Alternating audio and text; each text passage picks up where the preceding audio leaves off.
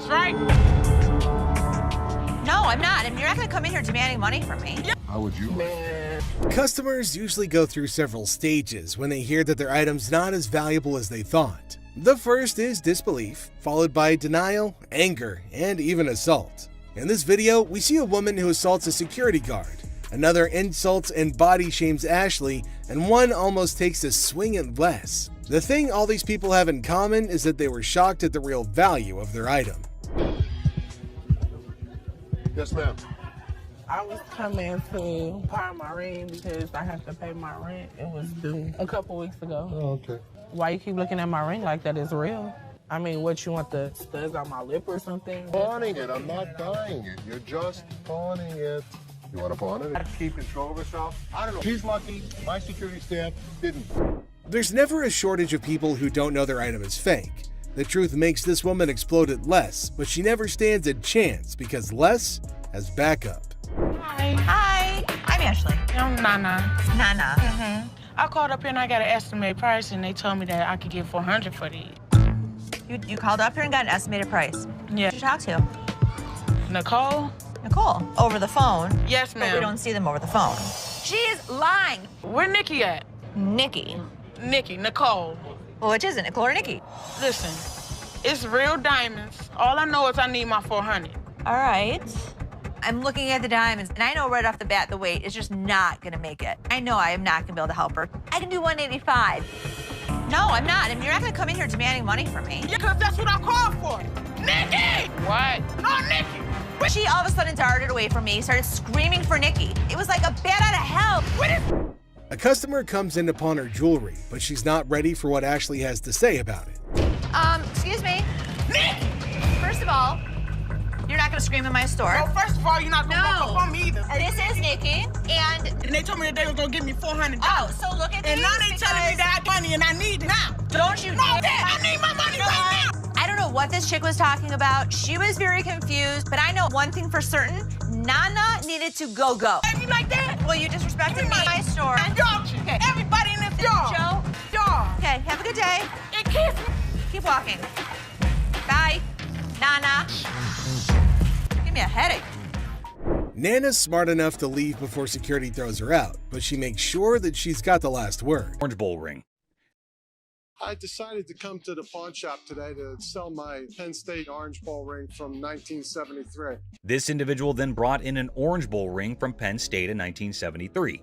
He was in the shop trying to sell it since he needed the money for upgrading his house, and he reasoned that it must be valued at least $1,500.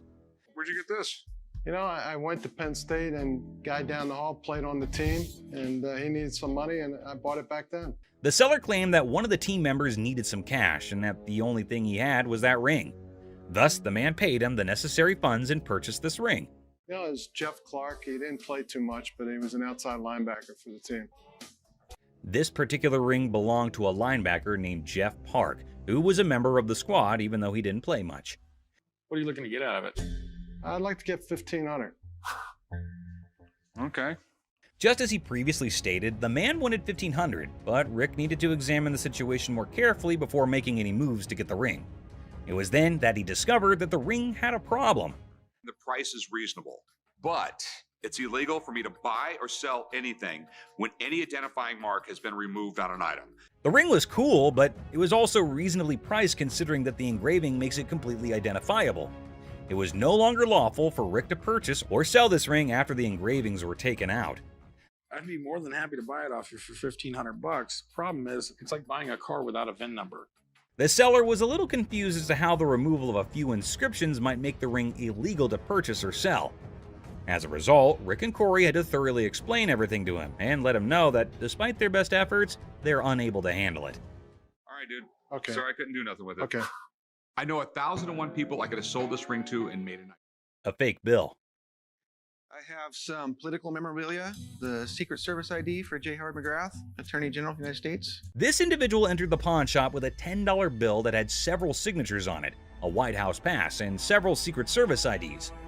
He estimated 1,000 figures for each of these items. But before beginning to negotiate, Rick needed to learn more about them. He was the chairman of the Democratic National Committee when Truman ran for president. Rick was prepared to strike a deal after briefly discussing J. Howard McGrath, the Attorney General of the United States, and how influential he was in Washington politics. But there was a small issue. You got some neat stuff here, and these three things right here, I really want to get checked out. Rick checked everything and concluded that not just the dollar that the man had brought in was counterfeit. Rick had to see the expert to find out if he could purchase the other items, since he had a hunch that doing so might be illegal. You don't want. A counterfeit bill is not legal to own. The expert said that the White House pass and the Secret Service ID were authentic and acceptable to purchase, but the fake banknote was a different thing. Thanks for coming in, Mark. Not a problem. You're the best. Appreciate it. Alrighty. Now that the expert had left, Rick was prepared to strike a deal. Aside from the fake bill, he asked the vendor what else he wanted. Yeah, I'll give you $500. Got a deal. All right, you want to write them up? Yeah, sure. The vendor left the store with the cash and the unauthorized bill after the trade was completed for $500. Hopefully he gave the Secret Service the counterfeit bill. Harley Davidson. You got any paperwork I can see on it, or? Yeah, I got the title, but can we negotiate first or something? I mean... Now, Corey's a seasoned pawnbroker, and his spidey senses tingled the moment the seller mentioned paperwork later. It wasn't the gleaming Harley Davidson that raised an eyebrow. It was the seller's insistence on negotiation first, documents on hold. See, Corey's dealt with his fair share of shady characters, and a bike like this beauty attracts all sorts. So with a polite but firm smile, Corey politely pushed back. Paperwork, he said, before we talk about the price. Standard procedure. You got any paperwork I can see on it, or? Yeah, I got the title, but can we negotiate first?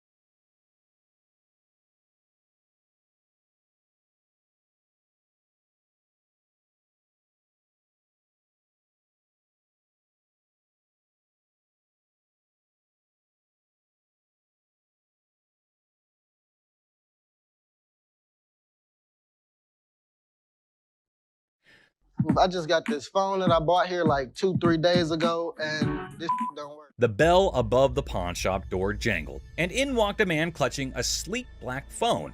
He announced, smooth as silk, that this beauty was a recent purchase, now sadly broken. The camera don't work. It keeps freezing and like that. He claims that it's just too irritating to use because the phone freezes frequently and the camera doesn't function. Download a camera function? No, it clearly got a camera. Why would I have to download it? When it was questioned if he had downloaded the camera feature, he became very irate.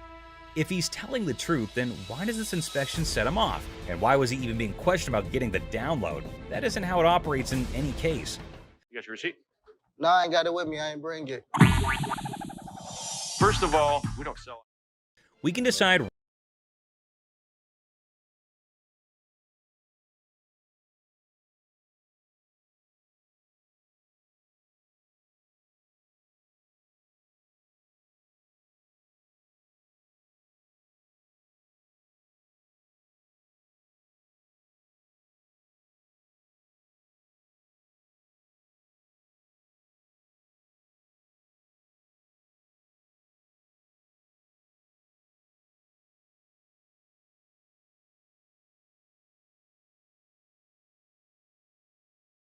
other phone. If he said clearly one more time, I was going to clearly have to knock his freaking head off. We're all aware that Rich needs the receipt. You, my man, are not. Who sold the phone to you in the first place? Somebody. He here. When questioned who exactly had sold him the phone in any case, he quickly pointed at any random employee. But we haven't had one of those up for sale since I've been here in 6 months. I mean, I just seen you in 2 weeks. Furthermore, it appears that the youngster he pointed at didn't know why he was being called for. Thank you very much. I appreciate you coming on over here. You can go back to selling that computer. All Rich knows is that it's an iPhone, but he's more irritated by something else. What's more, clearly it was working out. Can you go show him how it works? Take a picture out in the parking lot. And then, like a burst dam, the story spills out. The phone wasn't his. The purchase was a shady deal in a back alley. The frustration wasn't with the camera, it was with the consequences. The cold sweat of a gamble gone wrong. With a sigh, Rich ushers in the man and his broken phone out of the shop. The heavy silence echoing their unspoken pact. The truth had been told, the game was over. That's all for our video. We hope you liked it. Please comment, like, and subscribe. Don't forget to hit the notification bell for more videos like this. Share it with your family and friends. See you next time. Con artist. Buckle up for this one. An overconfident individual walks in claiming to have big cash to buy something. His grand entrance sets the tone for this bizarre encounter. Let me see this one right here. This one right here. That's platinum. Yeah, I like that one. Oh, now this is real nice right here. I think I could look good when I go out with this. That one's sharp. How much is this one right here? $5.99. Hold down, baby. Hold on, folks, because this is one roller coaster of a ride. Our protagonist believes he's holding a fortune, enough to buy a $500 watch. It's a $2 bill. Okay, and it's worth $2,000. It's rare to find a $2 bill that got red in it. Now tell me they ain't worth $2,000. I'm about to go deaf right now. Oh, don't piss off Bugatti. This fellow insists that a humble $2 bill is worth a whopping $2,000. Give me a break. This dude better be on drugs for this to make sense. You wanna borrow my $2 bill up? You know what? I'm gonna tell you something. Okay. You owe bologna sandwich. Y'all ain't got no money. You know what I'm saying? Have a good day. Please have Big Mouth is hungry. You're hilarious. Real funny, man. Y'all be killing me. I pine you. Gift card. In a sadistic twist, a customer enters waving a $100 bill, claiming it's for bail. Oh boy, let's see what she has on her buying list. Let me see this right here. This will be good. Okay. This one. This is really pretty. Okay. That's really pretty. It's really Looks pretty. good on you. That was 100. 100. I'll take it. Okay. So this woman falls in love with an item, but you would not believe how she decides to pay off. What a classic move of pawn shop antics. It's a $100 gift card. These are not gift cards. What would you call it? It These says are preferred customer. Right. So these are VIP cards. A gold card allows you discounts on the sales floor. You can't swipe this card and apply $100 on it. Seems like this woman had her fast one playbook already at the pawn shop. But hey, who can predict the wild escalations life throws our way, right? Somebody want to buy a preferred gift card? There's not $100 on it. There's not. I'm gonna get my money. Hey, Byron, show her where the money's at. My money. He's gonna show you where the money's at. Okay, we'll walk up. I need my money. Somebody want $100? Next up, we've got this customer who had run into some financial issues that needed solving post-haste. I'm trying to get all my stuff out. So, what are you looking to do with that? I'm looking to get $100 for it to help me out. The deal was underway, but they eventually ran into their first cause for argument when the seller called this very outrageous price. What the hell is that going to do for you? $100 will help me move my out. It'll feed my dogs if I have to, wherever I find. To the seller, $10 probably wouldn't be enough to get him the services he's hoping to enlist with the money, but that's all Seth and Les can offer. What the do you mean it's going to be a good start? The $10 isn't going to be. Why couldn't you do 50 for this? Because I could never get 50. Since he was being pretty rude to him, Les decided to teach him a lesson. Either you're gonna And you're up in here disrespecting me, trying to hand my back to me. I'm not having that. No. Are you kidding me right now? Things would have stopped there if he just decided to take the doll, but what he didn't, Les dropped it, an action that wasn't well received. If I were to do this, that's disrespecting you. What the is your problem? It's pretty clear that he's not welcome at the store, and since they couldn't satisfy his needs, he should have just headed somewhere else. Pick it up. You want to treat me like a bitch? You're going to be the bitch. Pick my up. Pick my doll up. Are you insane? Apart from the usual irate customers, the employees also have to deal with some fraudulent characters trying to rob them of their money. I need to talk to somebody. Okay. Just bought this coat here about a week ago. Riding down the road and the thing just shreds up. She placed the first hurdle this customer has to cross, the receipt. Do you have your receipt? No, isn't this receipt enough? No, it's not. I need a receipt. You just seen me here last week. They've had a lot of customers over that particular issue, so there's definitely no way his face would really stick, and even if it did, he doesn't have a receipt to back up his claims. All I want is another coat, or I want my damn money. Can't help you unless you have a receipt. How about I just take one? It's their policy, and it was set to protect, the business, just like it has now. But this dude clearly wasn't a fan, so he resorted to a somewhat drastic measure. Let's take one then. What do we got? Byron? What do we you got want here? to assist this, sir? What do we got here? What's wrong? I'll take this whole damn wreck. Hold on, my man. Hold on, I'll take my this man, whole wreck. What? He's messed up with his actions. Byron managed to kick him out before he could kick up more of a fuss. What, I can't have my coat back? Walk yourself out, bro. You gonna get my coat? Bro. Get my damn coat, man. This thing's flopping in the damn you wind. know what, sir? I'm You gonna can She slap. Our big boy seeks an appraisal for a ring, and guess who he stumbles upon? None other than Ashley, the queen of quotes in this pawn shop. I do what I want to do. Bye. Big ass off me. Have a good day. Pacifier Pawn.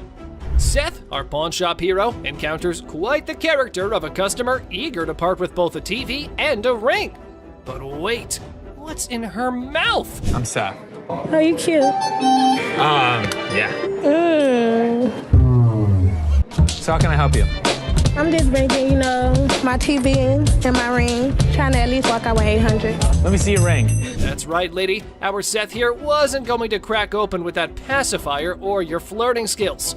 How about we cut to the chase and look at the valuables? Her ring was pretty nice. It has diamonds. It's 10 karat gold. Her TV was relatively nice. You still answer my question. I said what you wanted. I know, I said I'm good. So, you need a loan or you want to sell it? Loan. Loan?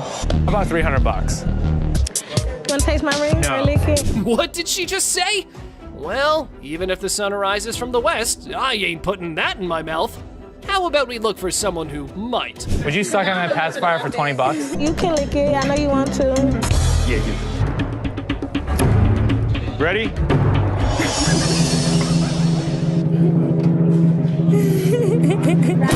These ladies were trying to pawn a set of diamond earrings for a party they were going to host later. These earrings I'm trying to pawn. We work in a daycare. We're trying to have a pizza party for the kids. Oh, how fun. So how much money are you guys looking for today? 300. The amount they asked for had Ashley reeling back and looking like she was constipated, but it's their business, not hers. For a pizza party? Yeah, we're gonna do cupcakes, games, giveaways, gift bags, all that. In true pawn store fashion, Ashley reveals she won't be handing the exact amount they were hoping for. Okay. How much are we looking at? Yeah, how much? So they're going to be under $30. I mean, honestly, the amount Ashley offered is a bit disappointing, and the ladies were quick to make their thoughts on that known. We're gonna need more than that. That's not enough. This would definitely take care of a couple pizzas. I don't think you're hearing us. Then, to add insult to injury, the ladies treated Ashley the same way they would treat a kid. Did you have any breakfast you today? just sound a little cranky. I think I have some crackers in my purse. Oh, okay. I can't give you $300. Ashley has never been one to take any form of disrespect lying down. And since they decided to disrespect her instead of having a civil conversation, Ashley had no choice but to have them tossed out. Oh, it's the boy on the playground. Is this your friend? You're calling him to put us out? Always on the playground. Right. We out of here. Have a nice day, ladies. We've heard of getting rings to commemorate relationships and friendships. Well, this lady decided she wanted to turn things on their head. I'm looking for possibly some jewelry, a ring preferably. A ring? Engagement? No. I heard that they also symbolize like your commitment to yourself, singledom. So singledom, yes. Ashley immediately carted out all the rings she could that would be befitting that purpose, but the lady felt they were too expensive. With round diamonds on the side, set in 14 karat, and that one's $675. I like it.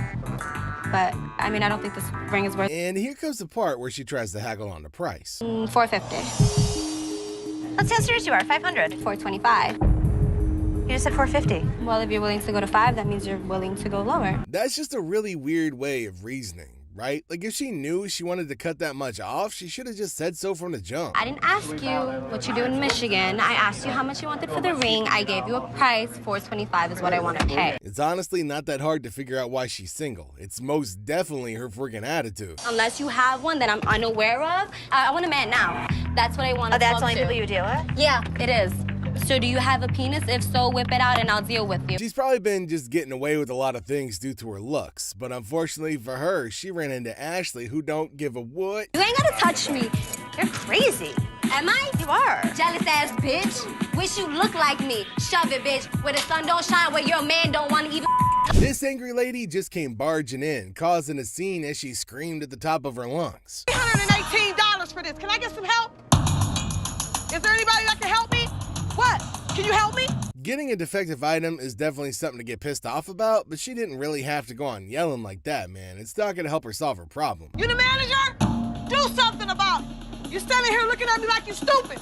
First of all, calm yourself down. From complaining about a broken generator to soliciting Joe, kind of makes you wonder exactly what's wrong with this woman. What happened? Oh, this is the nice-ass guy that gave me the broke generator. That's what happened. You remember that? Yeah, look at the receipt. There it is. Seth claims he's never even met the lady before, so why is she pointing him out as the one who sold her the generator? All right, come on. No, come on, where we going? I want it. Yeah, give me my receipt. Ass. Come on. Well, since they weren't getting anywhere with this psycho, they decided to make her leave the store instead. When customers come in ranting and raving, we have to get them out of the store as quickly as possible. Yeah, I know. This customer got himself into a very horrible mess when he brought in a ring for appraisal. Look. Go. This woman is the perfect example of noble intentions but really terrible execution. Trying to get my son into a technical high school. Ooh. I know it's ugly, but it's No, I didn't say it was ugly. Ashley asked for the price she was hoping to sell the item for. Like $175. I can do 75 for you if that will help you. Being a frequent customer, the woman's entitled to a few privileges that could help bump the numbers up. I can get it for you for the same amount that you've had it in for. What was that? You had it in for 100. But I need 150. I know, but I can't give you 150. Now, it's admirable if she's been patronizing their business for that long, but that doesn't mean she's entitled to get her way. Give everybody what they want. Well, if you had something, a patron that's been patron since 97. Are you done? No, I'm not done. Okay. Do you want the 100? After a really long minute of getting insults hurled at her person, Ashley knew she'd had enough of that crap. Are you a lady or are you a child? I don't give a what I am. What the hell are you with your wrinkled-eyed ass? Any attempt to calm her down just ended up falling on deaf ears, so she got herself kicked out. And don't think that you won't, because all I gotta do is make a phone call. You know what? Wait. Get out. I'm not going out of here. Get out. Me out. And so the trouble continues. This lady established her position as a troublemaker the moment she walked into the store. What's wrong with this place? Who do I talk to around here? Can I help you? Yeah, you sure can. It's always been part of their policy to never hand over refunds to customers. All they could do is give them store credit or hand over something else of equal value. This right here. Okay. So you want a cash refund, you said? Yes, I did. Okay. It says no cash refund. For a native English speaker, this lady seemed pretty clueless about the meaning of those words printed boldly on her ticket. So here's your option. You have 30 days to make payments. I don't want to make no payments. This is a bull. I just want my refund. Can I get my damn refund? In an attempt to insult Ashley, she made some really odd noises that would probably be reminiscent of what you'd think of a raptor sounds like. I want to hear it. I can get loud just like you and make a scene if you want. Or you can act like a lady. The customer is always right. Well, after that freaking weird display, it was pretty clear that this lady was in fact not in the right state of mind. I ain't going nowhere now. Damn. Next up is a lady who came into the store to retrieve her ring, which had been pawned secretly by her husband. Bum bum bum. Hi, manager. That's me. How can I help you? My wedding ring that's $5,000, you guys have it. I want it back. She explained the issue at hand to Ashley, hoping she could at least work something out with her after. There's a pawn slip from you guys. I put it back in his wallet. So your husband stole your wedding ring?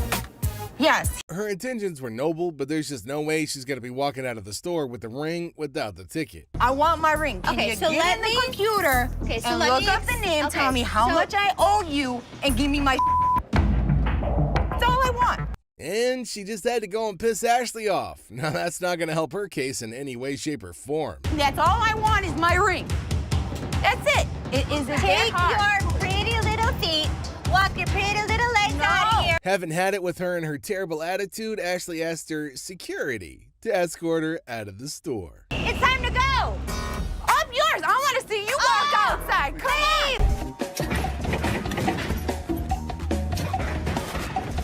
Our friend Penny rolls in with a rare 83 T-top Cutlass, lowrider frames, and a fully customized beauty. Whoa, whoa, whoa! This is the stuff dreams are made of. These babies are like finding a needle in a haystack these days, and you can see Seth's eyes light up with excitement. Easy there, Seth, don't get too carried away. We see all types of old cars come through the store. Does it do the four-wheel hop? It could if you wanted it to. This amazing car is decked out with 4 switches and can hop up to 72 inches in the front. And guess what? If you're up for it, it can even do a 4-wheel hop. Talk about a versatile ride. If you wanted it to, it's equipped to. But it's very rare we see a tricked out car that actually jumps off the ground. This car is the real deal, folks. It's got all the bells and whistles you could imagine. How often do you come across a fully equipped ride like this? Seth can't help but admit that it's incredibly rare to see a car that's not only fully customized, but can also jump off the ground. He can't resist showing off, telling us about the car's 4 hydraulic pumps and a whopping 14 deep cycle batteries. More batteries mean more power, right?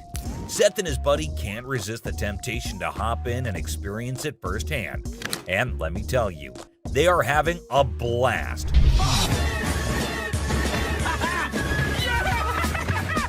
Now, Seth really wants this car, but he wants it at the right price. Penny, on the other hand, is hoping to fetch $12,000 for it. Will Seth bite the bullet and make the deal? Well, here's the twist. How about $4,000? Seth is only willing to dish out $4,000 for it. Whoa, talk about a huge drop. You can see the disappointment on Penny's face. He explains that he spent $4,000 just on the paint job alone. After some negotiation, Penny agrees to settle for $10,000. But Seth tries to push it further, offering $7,000. You know he wants it. It's very rare we see a tricked out car that actually jumps off the ground. Penny, being the wise guy he is, doesn't take the deal. In the end, they part ways on good terms. Well, folks, let's hope Penny finds another buyer who's willing to meet his price for this fully customized car. It's always a thrill to see unique items like this in the pawn shop. And who knows what will come through those doors next. Stay tuned for more pawn shop adventures. But here comes another gem-filled day at Les's Pawn Shop. Who knows what other surprises await us in the future? Stay tuned, folks, because the adventure at Les's Pawn Shop is far from over. Hold on to your seats because this next guy is about to unleash some of the rarest goodies on the market. 5, 6. Brace yourselves, space geeks, because this is gonna blow your mind. So this guy rolls up with a bunch of crates, and let me tell you, the anticipation is real. Got a couple things.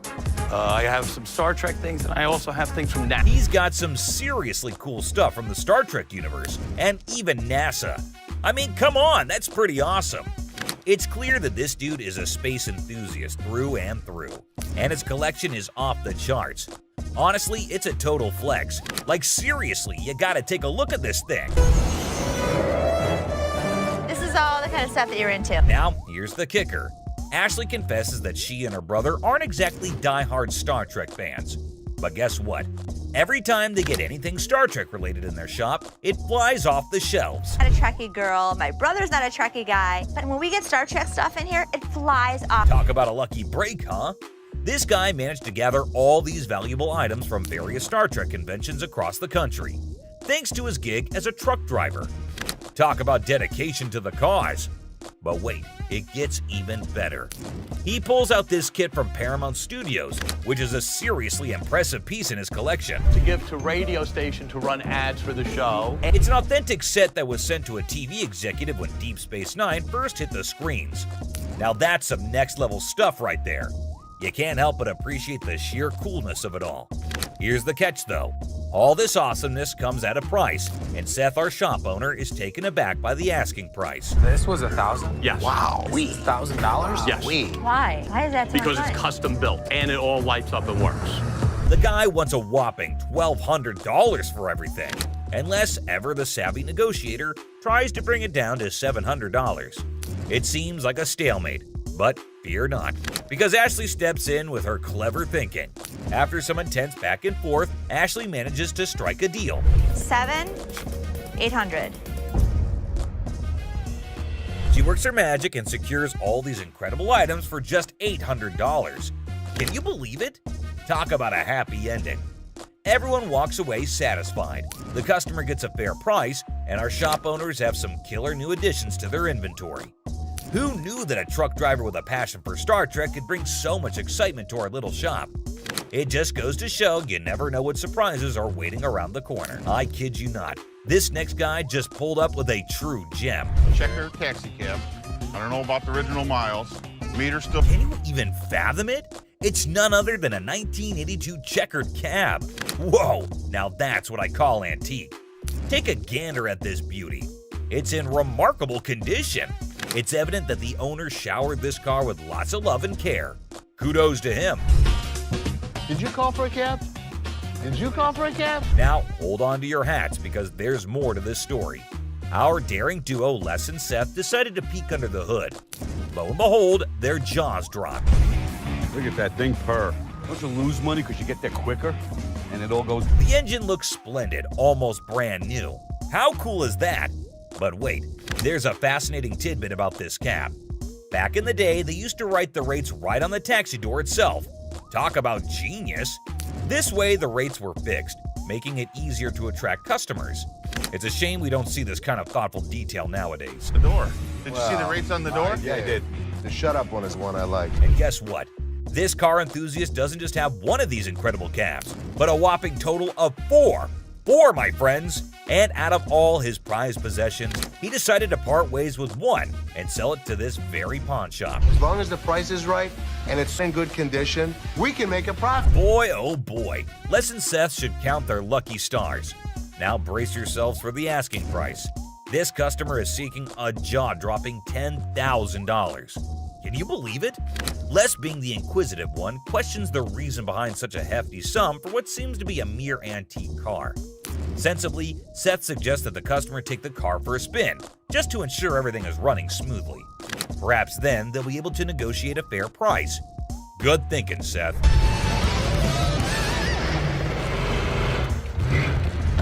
Les, ever the insightful one, recognizes that this is not just any ordinary car. It's a masterpiece, a truly unique item. Plus, considering its excellent condition, they can actually turn a profit from it.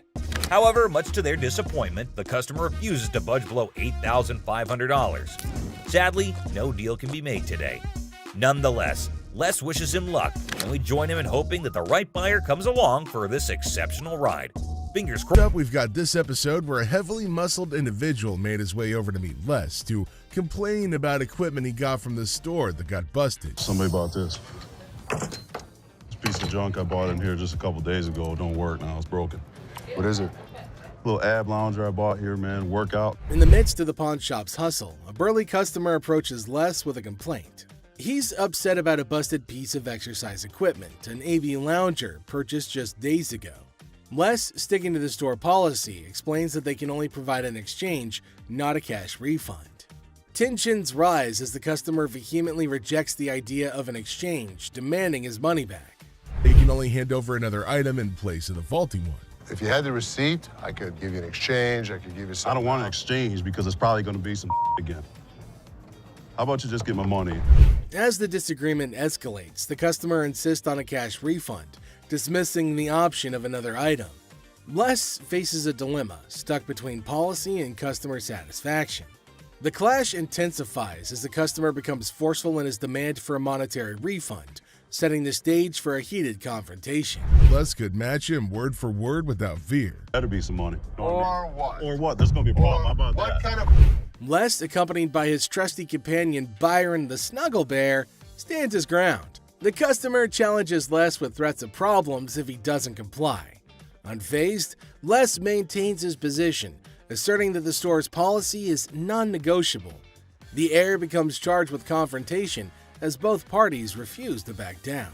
I don't need it. As things got super heated between Les and the customer, Byron tried to step in to calm the man down.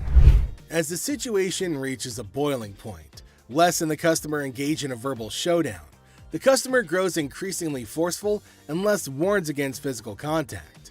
Byron attempts to mediate and calm the customer, but his intervention takes an unexpected turn, adding a new layer of tension to the already heated exchange. Really? The confrontation takes a risky turn when the customer, ignoring Les's warnings, attempts physical contact. Byron, in a misguided attempt to intervene, escalates the situation further. Les stands firm, refusing to be intimidated while tensions continue to rise. Les questions a man's marriage. Les uses a customer's words against her. There's trouble in the office, but Les reminds Seth that he's the boss. Les kicks off the day questioning a man's marriage, using customers' words against her. Trouble brews in the office, but Les asserts his authority as the boss, teaching a disrespectful man a memorable lesson. Les shows that he's not just a pawnbroker, baby. He's a boss in control. Here are savage Les Gold moments. It looks like Les is more interested in this man's marriage than his business. Les woke up this morning with the urge to roast someone, and of all the people he could roast, he picked this guy. Things take an unexpected turn. Now, in a surprising twist, Les dives into the man's marriage, leaving everybody shocked. Les humorously challenges the man's absurd scenario, roasting him in a way that only Les can. The man's attempt to buy an anniversary present with his wife's jewelry backfires, adding a touch of humor to the pawn shop drama. You did a watch for my wife's anniversary. Oh, it's not your anniversary too? Well, yeah, it is mine too. How many years you been together? 25 years. Oh, okay. How many good ones? So how did you get these? Well, we were going through some of her jewelry. She said this belonged to my grandma. They're not real. Les posts a customer's watch request, questioning the authenticity of the jewelry. Unfazed, Les detects the fake and confronts the customer's peculiar anniversary gift plan. The customer tries to defend himself, but Les, in his signature style, keeps it real and uncovers the truth behind the fake jewelry. All right, hold on a second. How come the old man wants to buy his wife an anniversary present with her own jewelry? That is one hell of a ridiculous scenario. What this man could have done at this moment is leave. But nope, some of these customers love to start drama. This is older than both of us. It probably is. But it was fake when it was made, and it's still fake. Les faces a customer who crosses the line, insulting his family. For the first time, Les takes matters into his own hands, delivering a stern warning. The tension rises as Les draws the line, showcasing a side of him that won't tolerate disrespect towards his loved ones. Yeah? Okay, I've seen your wife. Listen, mother, there's two things you don't talk about. What's that? My wife and my family. Oh, so here's the deal. For a moment, we thought... Two of you? Here's the deal. Get out of here. Two of you. I'll hurt you guys so bad. Sure you will. Better get in the front. Sure you will. In a final showdown, Les lays down the law. With no patience left, he kicks the disrespectful customers out, warning them of dire consequences if they return. Les reveals his savage side, making it clear that disrespecting his family won't be tolerated under any circumstances. Hello, how are you doing today? I'm good. How are you, sir? That's good. I want to pawn this TV. I can go 100. Excuse me? So here's a guy who wants $400 on a $200 TV.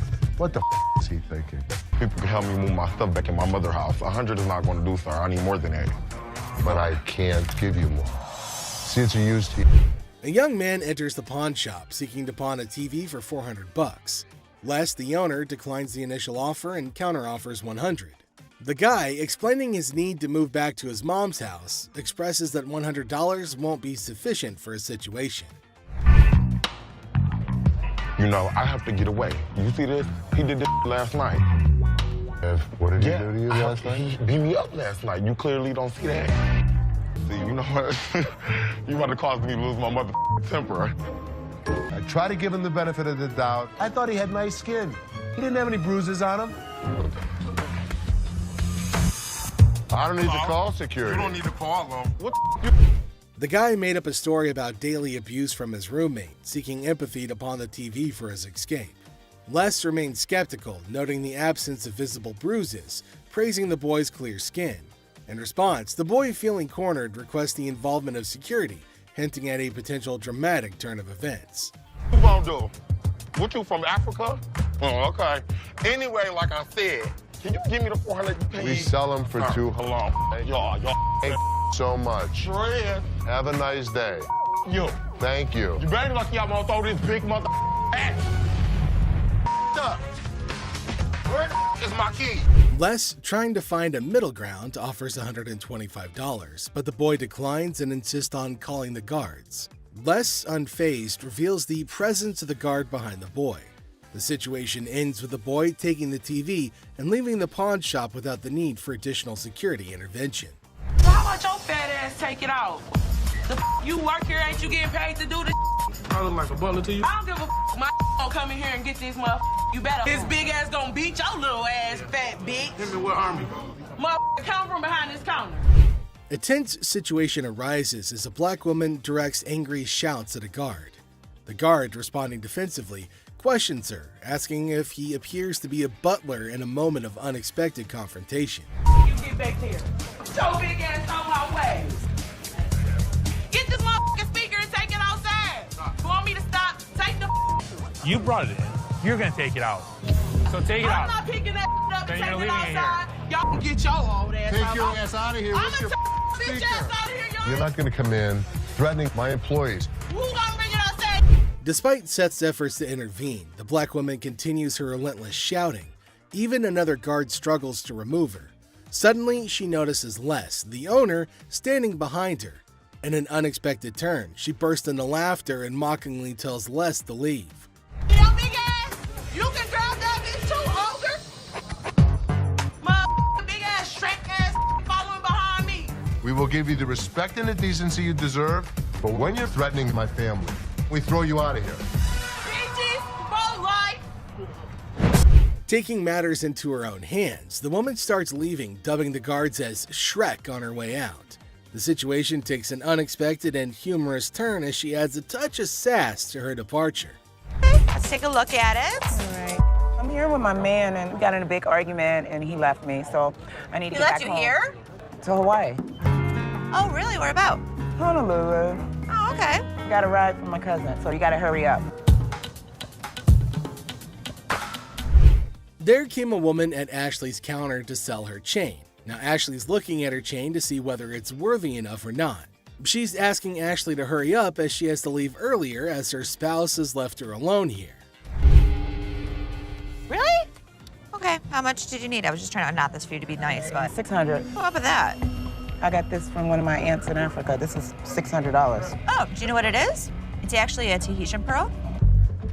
No, this is from Africa. This is an African pearl. Ashley asked her how much she wanted for her jewelry. Now the woman said $600, which is a lot more than Ashley was willing to spend, since Ashley said that it's not an African stone, but the woman was arguing that it was. 600. My ticket cost $600. That's how much I need. Do you have anything else? No. Excuse me? No. Ashley told her that they're not African pearls, so it's not worth $600, but far less. It was at this point that the woman started acting rude. Ashley got shocked at her stupidity and rude behavior. Eventually, she started behaving really bad as Ashley got angrier. What's gonna happen next? 600 or not? You can't get 600 on this. Okay. And also, don't call me a bitch. So you mean to tell me that this ain't worth a mother thing? That's not what I said. It could be worth something. Okay, can I get $5.99? No. Some kind of problem? Okay. Exactly. Can I get $600 No, or you not? can't get anything. Okay, I You get can't talk to her like this. $5.98, You can't $7. Oh, I he left you now. Bitch, you don't know why. She then warned Ashley to pay her the money for the necklace, but Ashley refused and told her to get out. But this lady wasn't listening. She was continuously bullying and harassing Ashley. Security arrived in the nick of time to help protect Ashley. They asked about what was the matter, and after finding out about the woman resisting and having a hard time with Ashley, they decided it was probably time to get her to leave, which led to more screaming and shouting and yelling. I'm not leaving no place. Yes, you are. Oh, no. All right. Oh, yes, What? you are. What are you gonna do? I'll kiss my... Honey, you don't have that kind of money. All right. You. All of y'all. Bitch. If you want some help, talk to us like a human being. I'm leaving. Aloha. Who the they think they is? Them. which then caused the more security guards to get her out of the shop. But she kept on yelling. The lady would not stop with the screaming and the shouting. Some jewelry for my daughter. Her birthday's in like 2 weeks. For sure. How old is she gonna be? She's gonna be 12. She's gonna be 12. Yep. Do you want a Kleenex? I've got allergies, man. I itch like super bad. I'm not picking it, I promise. Okay. We have a heart one that's really pretty. Can I see it? There came a man to Ashley asking for something to buy for his daughter. Now, he inferred that she's about 12 years old and he wants something interesting for her. But he's constantly picking his nose, which was making Ashley cringe. He's not stopping from doing such cryptic things, but he's constantly doing it in public. Ashley asked him to let her know if there was something he was interested in buying for his daughter. Look at it. How much you want to spend? Like 100, 150, but 75. can I touch it though? That's bull. I was charging him like $75 on this watch just to give him a deal so he didn't have to touch it with his snotty hands. Can I see the sanitizer for a second? Now, the man selected a watch, but Ashley didn't want him to touch anything with his dirty hands. She asked him about his range and he said he wants something under $100, and the watch was $75. The man didn't agree to buy it. Now, Ashley's just getting furious over his silliness. I'm gonna use sanitizer. Why don't you guys go yourself? I don't even care about the sale anymore. I just want him out of here. Ashley asked him to use sanitizer before touching anything in the shop, but he refused. And this is going to be a very serious problem. They're probably going to have a fight. Ashley got angry and asked him to leave despite no deal. She just wanted him gone. She didn't care for the deal or profit, but just getting him out of the shop. Well, then came the guards who made sure that he left, and Ashley used sanitizer everywhere on everything that he put his hands on. Well, that's it for today, everybody. Thanks for being part of the Hardcore Pawn adventure with us. We hope you like the drama and the surprises. Stay tuned for more pawn shop stories. See you next time. Hi. Hello, how are you? Good, how are you? I'm well. I'm here today. I want to pawn my computer. I'm trying to get my son into a technical high school. I know it's ugly, but it's No, I didn't say it was ugly. How much you looking to get? Like 175. Oh, that's not enough. I really wish you could give me like 150. Have you ever had an impound before? Yeah, I'm a gold card member. Get it for you for the same amount that you've had it in for. What was that? Do you consider the fact that I've been patronizing this business since '97? I really appreciate you're not giving me what I want. Well, I don't give everybody what they want. 157? Are you done? No, I'm not done. Okay. Do you want the 100? No, I don't. Okay, then goodbye. This customer walks in with a laptop at a price that just won't cut it. Ashley knows this one's gonna have to go. What do you mean goodbye? You can walk out the store. I can. But am I gonna walk out? You will. Who's gonna make me? I want to see somebody make me leave up out of this giving me what I want. I don't give everybody what they want. 150. Well, if you had as something a patron that's been patron since '97. No, I'm not done. I want to see somebody make me leave up out of this. Are you a lady or are you a child? I don't give what I am. And don't think that you won't. Because all I got to do is make a phone call. You know what? Well, get out. I'm not going out of here. Get out. Me up. Don't touch me. Touch me. Get out of my store now. I've been patronizing this business since '97. You have an English degree, right? No, I don't. Y'all. Despite Ashley's efforts to help her, the woman goes ballistic. Felix, the security guard, escorts the woman out, but she doesn't go quietly. I was coming in to try and get like $1,500 for this. Okay. I'm trying to get my baby daddy out of jail, and I've been really trying to work things out with us. I love him dearly. I was his first phone call, so that lets me know that he loves me. Huh? No, not $50. I want $1,500 I'm sorry, for I these. can't help you with that. I said. I don't care what you said. I said I want $1,500. I'm not giving you $1,500. $1,500. I am not giving you. To get my man out, okay? I want $1,500. What part of that you ain't understanding? No, don't give me no damn hug. Oh, you need a hug. I don't want no damn hug. Get off of me. Put that baby. I don't want no hug from you. The woman comes in to trade baseball cards. However, the only thing she manages to do was initiate a shouting match with Ashley. This one is put out the door fast. How are you? I'm doing okay. What can I help you with? Either trying to get a loan on it or you guys can buy it. Trying to sell it for maybe like $150. It's $50. This thing costs way more than this. Okay, but I'm not going to pay you for the amount that you think it's worth because it's stained. This is not one of the newer ones. This is not this season. I know about purses. But you still willing to buy for $50 though. So if it wasn't worth, why would you even say $50? So they didn't say it wasn't all. Can I talk to somebody else? Why do I have to talk to you? Because You I'm the disrespectful. manager. I'm disrespectful and you call me a pepperoni. You're not the owner. The owner is the other man. You must have. How you get here? To the top. Customers are just shocked when they're told the real value of their item, but this customer's just straight up disrespectful. Shop experience, folks. Next up, just another regular day at the pawn shop. People coming and going. Some happy, some not so much. $100. Hold on, bro. Hold on. Let me prove my point. Now here's a guy who walks in hoping to get a loan of $100 for his gold chain. And you know what? The receptionist happily agrees. Loan approved, right? How much would you like? $100. Okay. I can do the $100. Well, hold your horses, because this is where things go haywire. This customer seems all polite and even hands over his ID for verification. But then he brings up this 20% business, as it's written on the sign right there. The receptionist is completely lost, and the customer starts explaining how he should get 20% added to the $100 loan, making it $120. Put my 20%, right? What 20%, sir? The sign right here say I get 20%.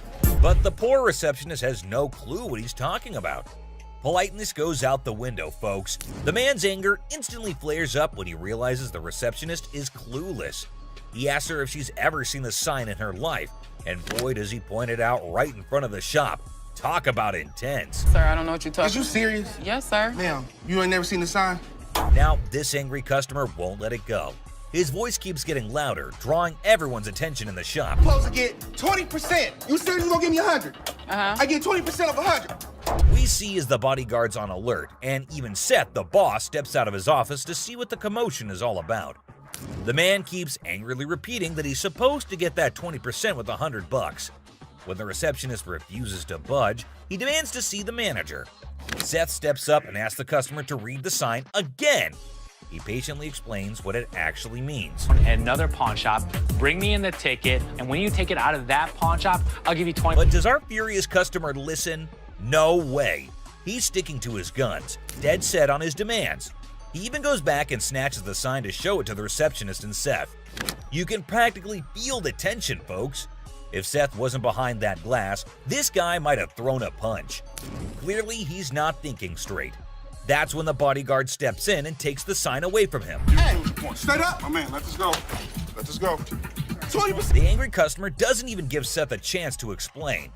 Oh boy, talk about rage blinding a person.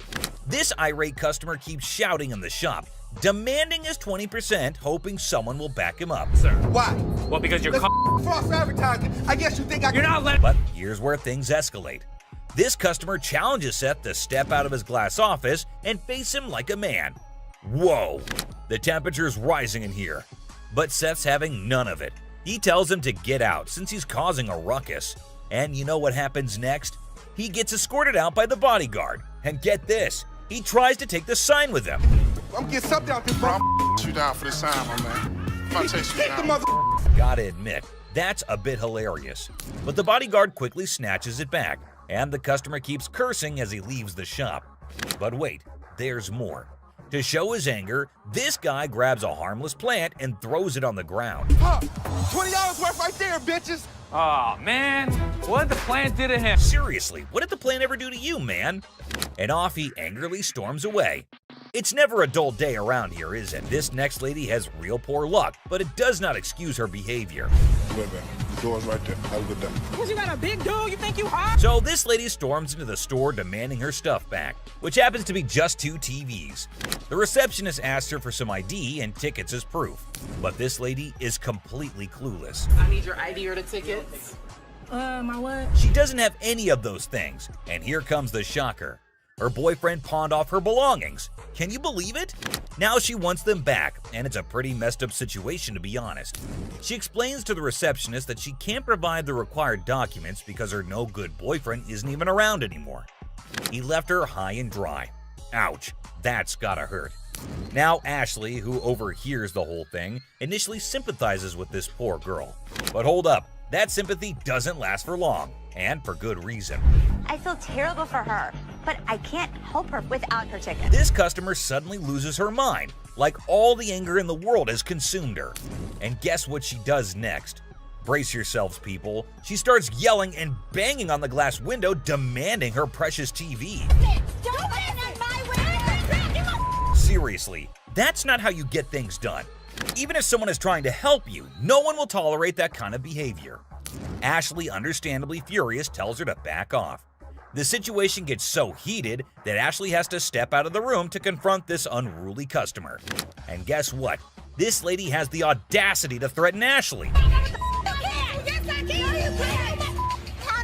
Well, Ashley isn't one to back down, so she tells her to get the heck out of the shop. This customer is beyond crazy, I tell you.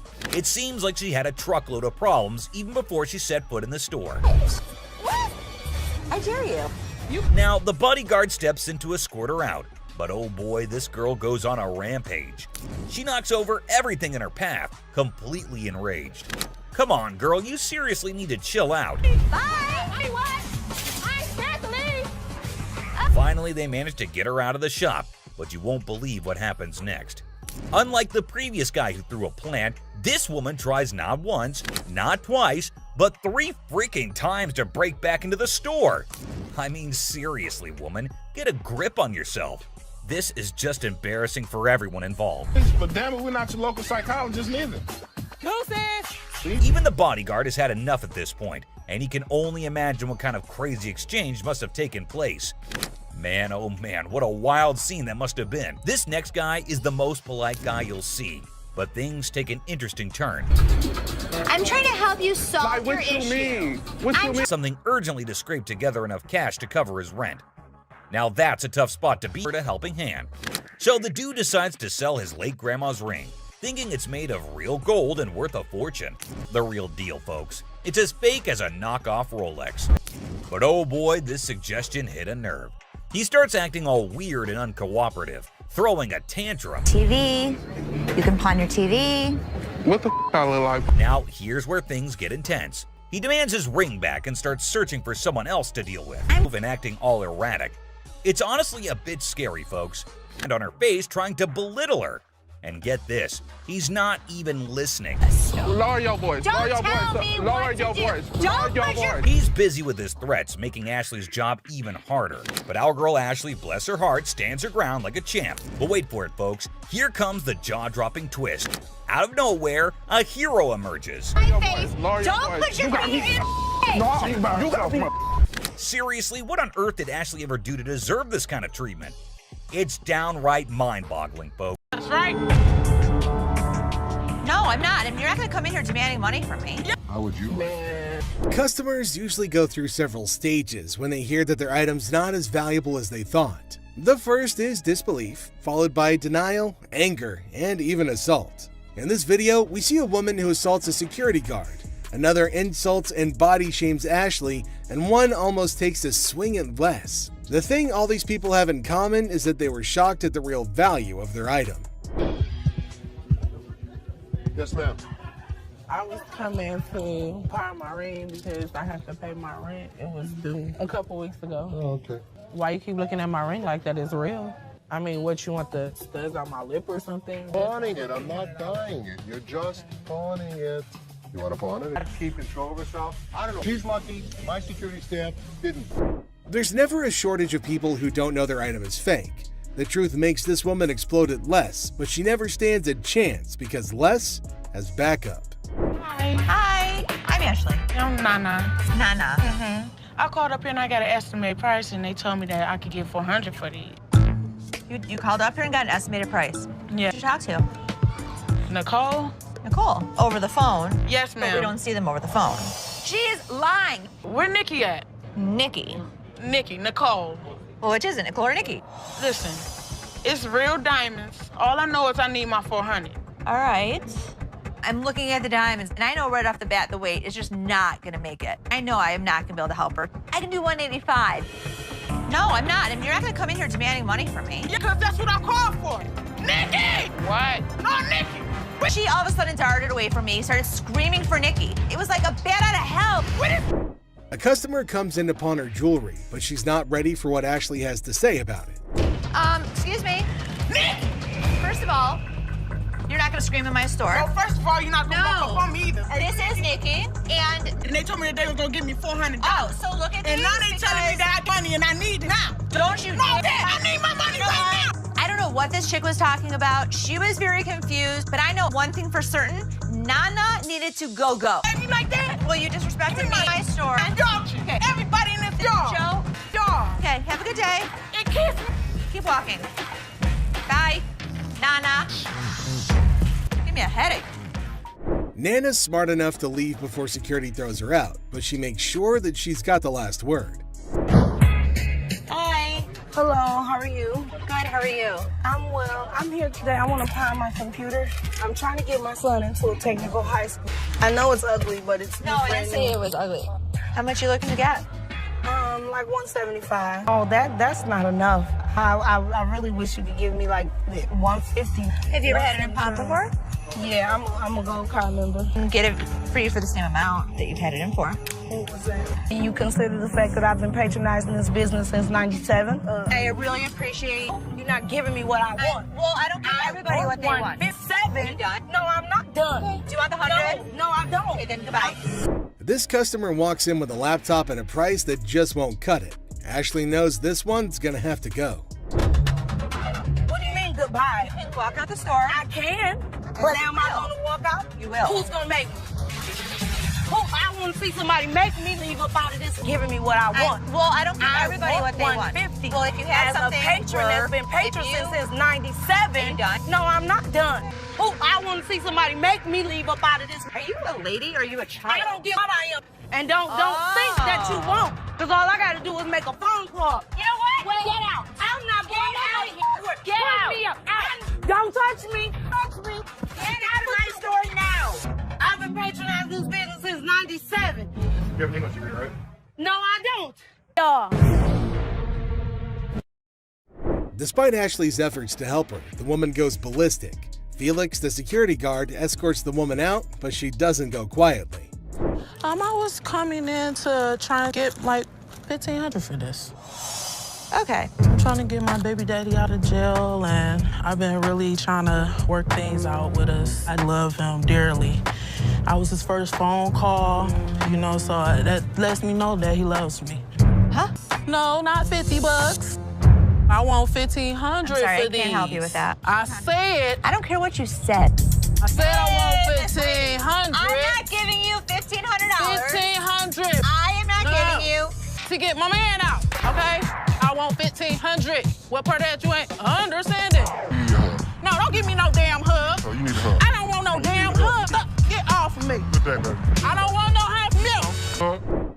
The woman comes in to trade baseball cards. However, the only thing she manages to do was initiate a shouting match with Ashley.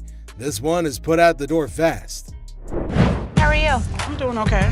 What can I help you with?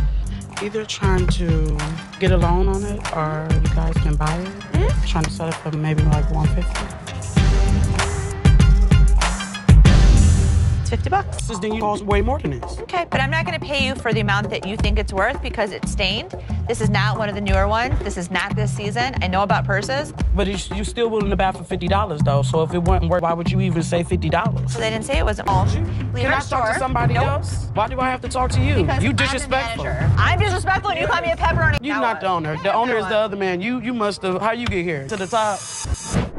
Customers are just shocked when they're told the real value of their item, but this customer's just straight up disrespectful.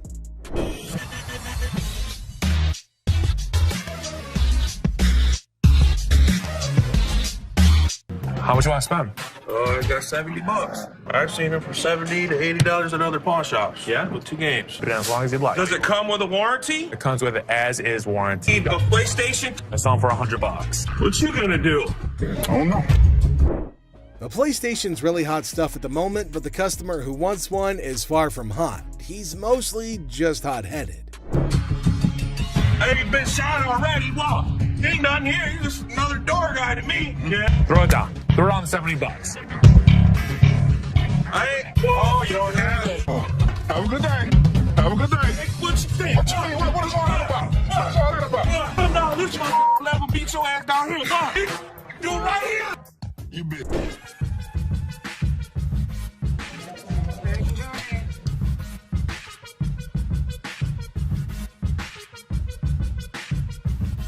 They're not real. What? No, these is real. Look, when you holding up to the light, ding, you hear that? Ding, that's the diamond sound. Don't you think I would offer you money for them? No, I know what this is. Why your big ass standing here? What the you want? So you can give me my $300. Whatever, Tomei, my ass haters. Bye. Have a nice day. The next customer is a lady with diamonds from her fiance, or so she thinks. Les breaks the bad news to the lady, but she's got a hard time accepting the facts. Hello. Hi. Can I help you? If I'm trying to pawn this, 35 millimeter, right? yeah, How much are you looking for?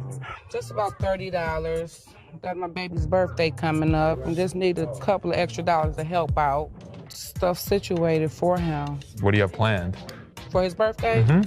A birthday party, you know, cake, ice cream. To try and get money from us. And the kid ratted her out saying, yeah, my birthday's in 2 months. There's a little bit of time you have before then to come back and hopefully have something of value. And I really would have appreciated any little thing that you could have gave me. 10 years ago. This is some bull because y'all could have took this camera. You could have gave me $30. The innocence of a child didn't allow this woman to cash in on her worthless camera. She was pretty shocked her lies didn't work on Zeph. How are you? How are you today? Good. What you got? My bracelet on my My baby daddy gave it to me. It would be so mad. Curtain tiebacks. What are you telling me? You know this isn't real. What do you mean it's not real? Well, it's a real bracelet. You know what? It's a Obviously, real. you don't know what Listen. you're talking Okay, about. fine. You're fair enough. probably Don't right. trip, okay? Don't trip. I'm about to call him right now. Sometimes people get presents, and sometimes when they get their presents, the people that give it to them tell them a lie. He said this bracelet costs $500. It would be more What are you 500. talking about? He's Anywhere. lying to you. Baby, did you give me some fake gold? Did you give me some fake gold? Really? Did you give me fake gold? This ain't love, baby. You said you was gonna marry me one day. Okay. Have a very nice day. Thank you. Man, this. What the is you talking about? Have a nice day. I have a nice day when Okay, you then give me don't some have nice service. Right? You know what, y'all? I'm about to take it to a real jewelry store that knows something. That's what I'm gonna do. The amount of men who give their women fake jewelry in Detroit is absolutely crazy. This woman is shocked, betrayed, and angry when she learns the real value of her jewelry.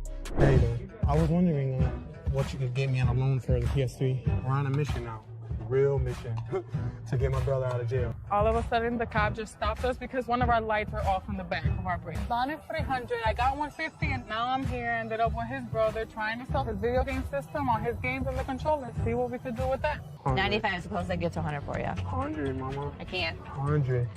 I normally would have given $80 on this game unit. I went $15 over, and that wasn't even good enough. But too bad I couldn't help her out because I wanted to help her. But I hope she can find the money. Two customers come into the pawn shop on a noble mission of freedom. However, Ashley lets them down easily, but at least they take it better than most customers in this video. Pawn shop because we, is in need of money. And we're trying to pawn this VCR and this TV. Okay, would you put it on there like that? And you wouldn't. Where's the income? You want to go to so what? I was ready for them to have a full-out brawl out there. Get your ass on somewhere. No, get your ass on, hockey ass. I tell all ladies and everything. Can I help you guys? Why are you guys fighting? I kicked this, what he said, it was offensive. Yeah, we're pretty looking for TV. Sell it. Actually, yeah, we gonna pawn this. No, the TV didn't get dropped. 20. It works. $20. All right, 20 will work. Hey, you can each get 10. Oh, you agree now? All right, just give it to this gentleman. We're gonna do this for 20. Let's go on online, get your ticket, and get your cash. This is a general conversation. Okay, well, we still in a relationship, though. Tiffany, seriously, maybe you should go in the parking lot and You're space right. for him. You're right. I am gonna bring him in the parking lot. freckles really clear. I like that. A chaotic couple barely makes it to the pawn shop before smashing one of their items in an argument. The couple is more sad than shocked that they've rendered their items worthless. Hi, how are you? I'm good. How about yourself? Doing all right. I've got a ring I want you to take a look at for me.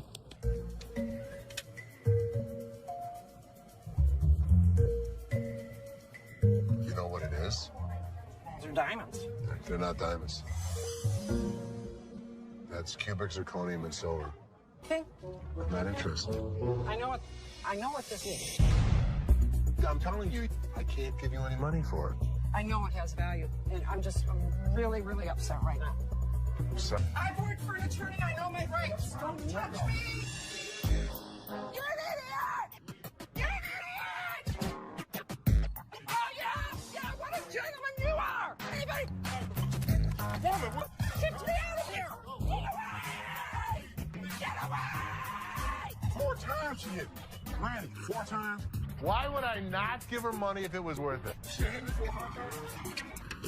I thought you were smiling when she was doing that. This woman can't believe her diamonds are actually not diamonds. If you like seeing angry senior citizens, then this grandma's got you covered like a quilt. So, I'm here to sell my yays and stuff. Okay. Cartier. I paid $5,300. For these? Yeah, I overpaid. Uh-huh. They're fashion designer glasses. Really cool gold diamonds. For those particular frames, there's a huge demand, but not for that price. How much you want for these? The lowest I'll take probably like 40 for it. All right, give me 35. You give me 35? 1,000. What you mean? You making too much money now. I sell this stuff cheap, man. Look, I ain't pay 1,000 for these. I know feel you me? didn't. I can feel you. But you don't feel me, you know what I mean? I can feel you. You see how he talking? Talking like a kid and You don't know who the I Man, am. You don't know where the I was raised. Like and I you're just said, talking. Well, flat out, man. I ain't leaving, dog. Come on, baby. You on buck. What's up, baby? Man, we out. You on that petty shit, dog. That petty ass money you offering. That's why ain't nobody with y'all. You feel me? I feel you. Les is offered a cool pair of glasses, but he knows they're not cool enough to be worth what the customer's asking. The customer doesn't take the news well at all. Welcome to the channel, guys. Okay. Oh my God. Get your hands off. Blurry-faced guy. We'll buy this and pawn this and that and give you $350 total. Get set for a crazy moment in this pawn shop. The shopkeeper and a customer are going at it in a big argument, trying to make a deal or who knows what. But wait for it. Out of the blue, 2 dudes in fancy clothes with blurry faces bust in like old school detectives. The shopkeeper's scratching his head, clueless, but here's the kicker. Those blurry-faced guys are undercover detectives on a secret mission. It's like a scene straight out of a comedy movie. The detectives have arrived. I need to tell them what's been happening and show them the evidence. Hold on to your laughter because this is pure comedy chaos. The second those detectives waltz in, the shopkeeper's freaking out like he's been caught selling magical beans or who knows what. These detectives are all business, channeling serious Sherlock vibes after an espresso overdose. They're tearing through the shop like treasure hunters on a caffeine high, checking random stuff and maybe on the hunt for hidden treasures. Meanwhile, the poor shopkeeper's sweating bullets, desperately trying to keep his cool. It's like a real-life comedy suspense show unfolding before your eyes.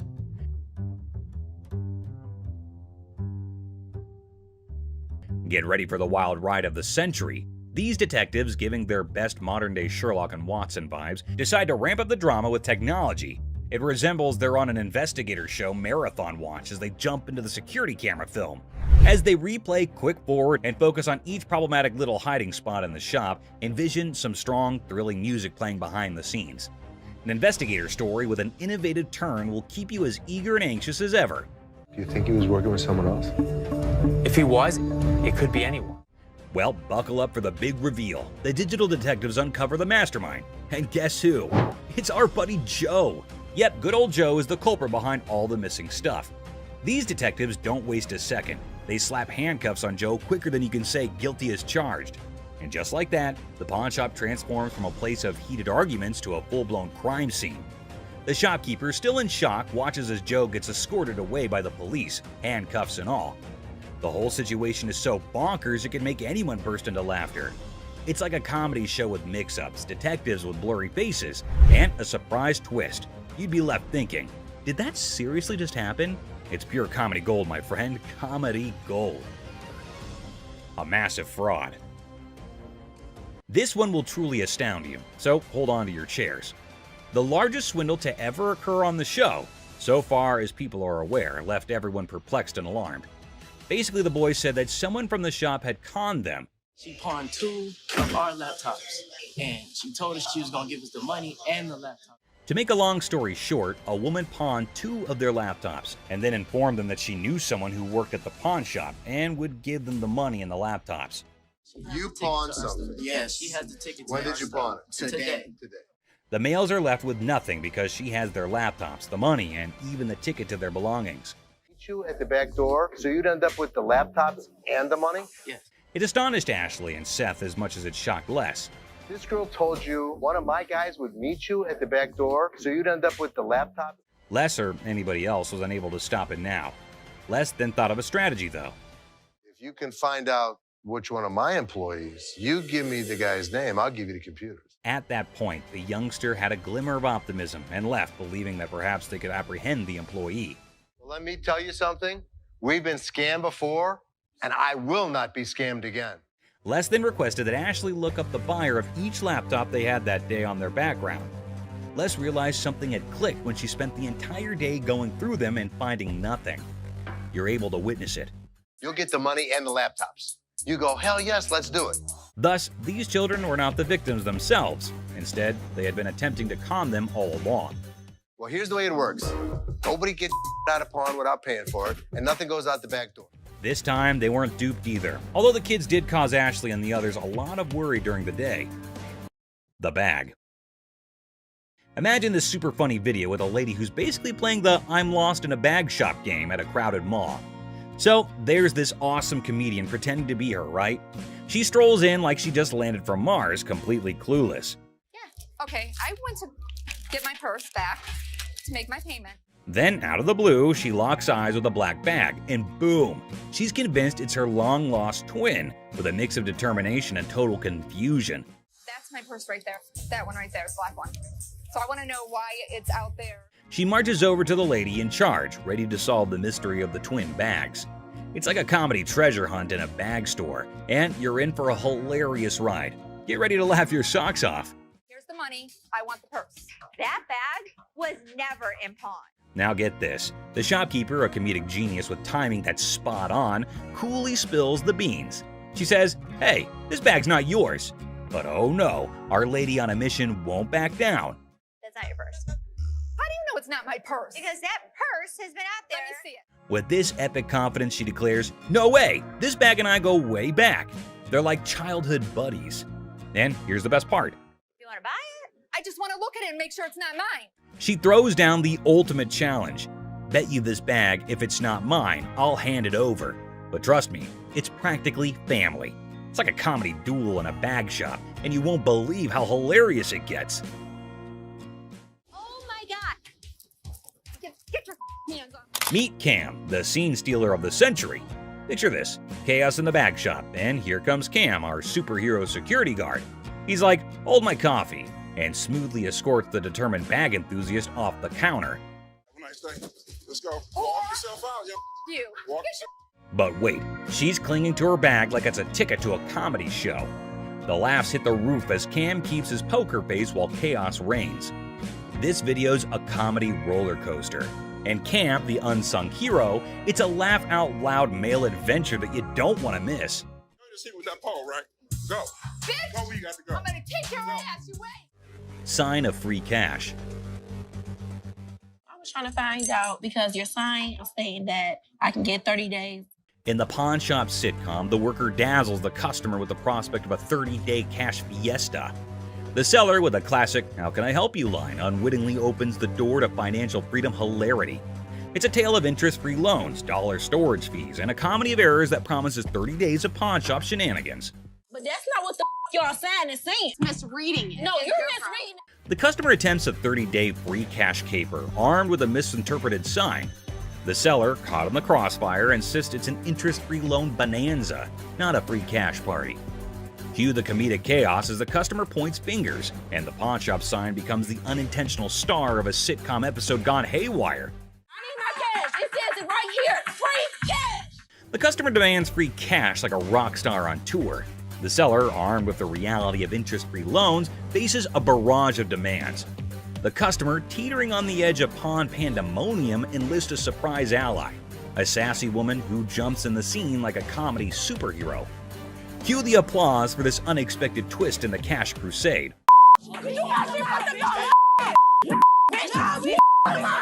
In the side-splitting aftermath, the pawn shop saga spills into the parking lot, where the customer and seller engage in a hilariously awkward brawl. Amidst a flurry of ass cracks and elbows, the spectacle unfolds, leaving the bystanders in stitches.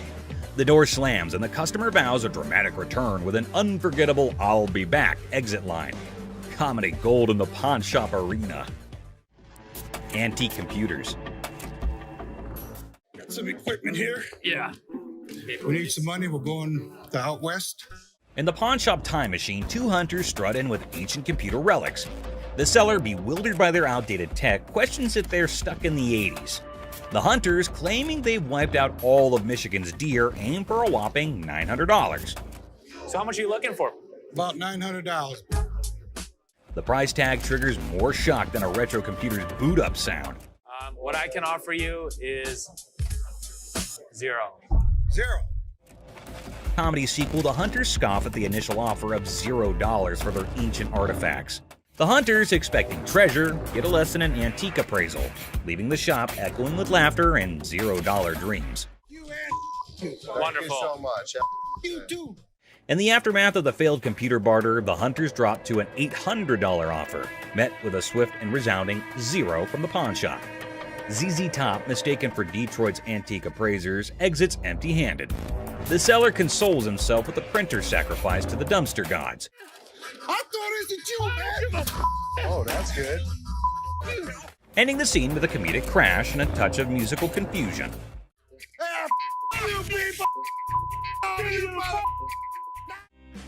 Plump man. In Hardcore Pawn, Les Gold faces off with a cheerful, plump customer aiming to sell a watch for his wife's anniversary. Les, ever witty, discovers it's their anniversary too. The old man deadpans 25 years, prompting Les to hilariously inquire, "How many happy years, man?" Laughter ensues in this pawn shop comedy. Too bad the shopkeeper shuts it down quicker than a bad punchline, not willing to spend a dime on what he thinks is a phony watch. Talk about a comedy of errors in the pawn shop. It's fake. I'm not interested in it. Let me see what you got in watches and take. Now brace yourself for the ultimate comedy meltdown. Our plum seller cranks up the chaos meter, throwing wild threats about the shopkeeper's wife and claiming he's seen her somewhere. You're married, right? I am. This triggers the shopkeeper, turning the whole scene into a chaotic carnival. There's two things you don't talk about. What's that? My wife and my family. In the blink of an eye, security guards swoop in, snatch our hefty hero, and give him the grand exit, escorting him out like the star of an unexpected sitcom. Guess what? Our main guy, kicked out of the shop like a party crasher, hits the street with a style only he can pull off. It's like a comedy buffet that'll have you grinning like you just discovered the ultimate joke. Get ready for hilarious adventure. Need help? Easy video. There's this super hyper dude who charges into a shop, making a fuss like it's the biggest emergency. And get this, he decides a random table is his new chill zone. No rules, no worries, just pure wackiness. Get ready to laugh your socks off. Get a load of this to hit the road. But guess what? He's on a whole different planet. Watches. Get ready to giggle. So there's this new lady in the shop who's decided to be a rebel. She goes all sneaky and puts the shop's watches up for sale online without telling, confidently struts away, leaving the staff scratching their heads like, did that just happen? It's a hilarious roller coaster and you won't stop laughing. You weren't as big of a bitch. I was wrong. Excuse me? Get the out of here. Get set to lol. This funny video is like a crazy ride with surprises, silliness, and a hint of madness that'll have you laughing without a pause. The twists and turns make it a hilarious and chaotic experience for anyone lucky enough to catch the shop's wild antics. Brace yourself for a good laugh as you watch the madness unfold in the side-splitting comedy script style video. What did she say? That I am the bitch. Get the out of here.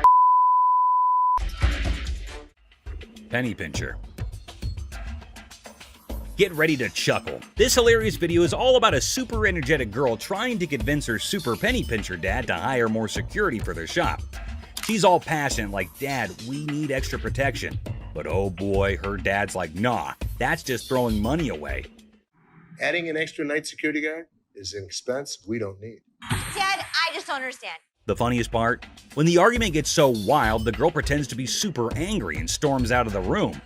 It's silly, it's amusing, and you'll be laughing your socks off at their crazy fight. Every single time I have an idea and I bring it to your attention, he then has to walk in. Hold on to your funny bone. This comedy video is pure chaos when the staff walks out, and surprise, the roof is missing. Peeled the roof off? Yeah, they peeled the roof. Yep, someone peeled it away like a giant banana. Imagine the team head-scratching in disbelief. Their shop literally got unroofed. The alarm company called. They thought it was a false alarm. Is anything missing? I have no idea. Now, here comes the kicker. They start worrying it might be a sneaky robbery. Cue the panic as they sprint to check the CCTV, hoping to catch the audacious roof peeler in action. Get ready for a laughter-packed roller coaster as they dive into this hilarious investigation. Get ready to laugh in this super funny video. They got 2 guys. So they get through the internet room, jump in. The staff at a quirky shop freaks out when they find out someone peeled off the roof for a supposed robbery. Total chaos, right? So they go all detective and check the CCTV footage. But wait for it. Turns out, not 1, not 2, but 3 guys break in. And here's the kicker. Looks like they grabbed the coat right there and then out. So these guys could have been part of a 3-man team. One of them ends up hiding inside the fridge. It's like a comedy show gone wild, leaving the staff scratching their heads and everyone else in stitches. You won't believe the crazy twist in this comical caper. We got broken into last night. Took it for a coat and ran out. I told you that security should have been here at night. Stolen microphone. The seller, baffled, asks when they were taken off the rack. It's a funny scene of concert chaos turned into a pawn shop jackpot, where microphones become rock star souvenirs, and the friend is the accidental hero of the day. Microphones I picked up from a concert last night. The person insists the microphones were flung into the concert crowd, a spontaneous catch. The seller, eyebrows raised, gets an unexpected call from American Jewelry about missing microphones. It's a classic mix-up where concert souvenirs turn into an unintentional pawn shop investigation, leaving everyone wondering how the microphones took an unexpected detour. I'm from American Jewelry. I have a gentleman down here. A mad girlfriend. Welcome to the whirlwind of pawn shop hilarity. Our unsuspecting star walks in aiming for a ring appraisal and potential pawn deal. Little did they know, they were about to join the ranks of pawn shop legends in a tale of marital madness. I wanted to get it appraised, see how much it might be worth. Okay. Hold on to your hat. Drama unfolds as accusations of ring-napping soar, plunging the spouse into an emotional roller coaster over the disappearance of their precious bling. The tension is so palpable, you could carve it with a jeweler's precision. Okay, when I give you an appraisal, that's not how much I'm gonna give you in pawn. Okay. But hold on, our hero clarifies, I'm here for an appraisal, not to pawn. Q gasps in the realization that pawn shop language got lost in translation. The spouse is in disbelief, and we can almost hear dramatic music building up in the background. You wanted an appraisal on this ring. Plot twist, the ring allegedly transformed into bike parts? Is this a pawn shop or a two-wheeled saga? Accusations fly faster than a speeding bike, plunging us into a marital showdown. Why'd you take my ring? Echoes through the pawn shop halls. Why'd you take my ring? Well, I wanted to see how much it was worth. Our hero is left flabbergasted, caught in the crossfire of accusations and domestic mayhem. I just wanted to know its worth, they exclaim, trying to defuse the explosive situation. But alas, emotions rage on. Yesterday you said you needed bike parts and didn't have the damn money. And all of a sudden you got my damn ring. Unexpectedly, a wild punch appears. The spouse transforms from the drama unfolds. They assert their right to park, no matter the odds.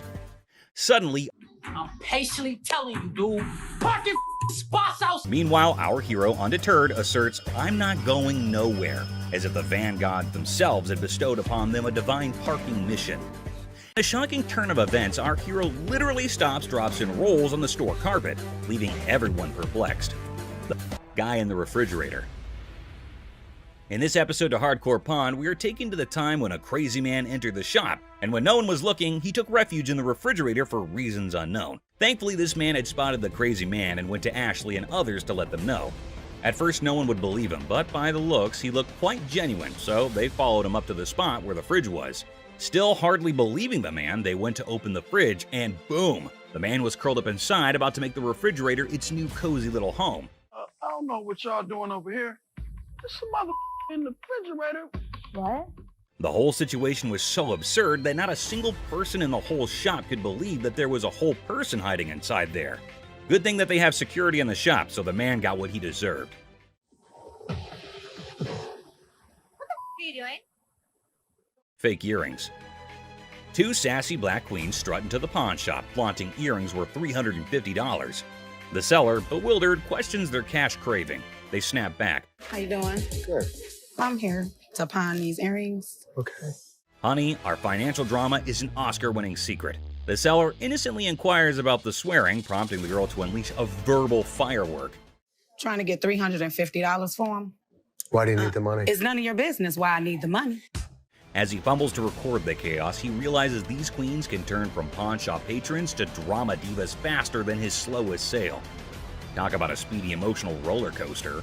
Why are you swearing? Because you asking me why I'm coming in here to handle my business. In the midst of the jewelry saga, it's a linguistic roller coaster. The seller's ears are bombarded with jewelry, loan me my money, and a kid-eating crisis. What does my sign say? Jewelry and loan. This jewelry, loan me my money. I got to feed my kid. The drama unfolds faster than a soap opera, leaving him nervously counting non-existent diamonds. Talk about a pawn shop sitcom. Man, you getting on my nerves, dog. How'd you get You this? ain't even looked at my Do you know that these aren't real? In the sizzling pawn shop showdown, the win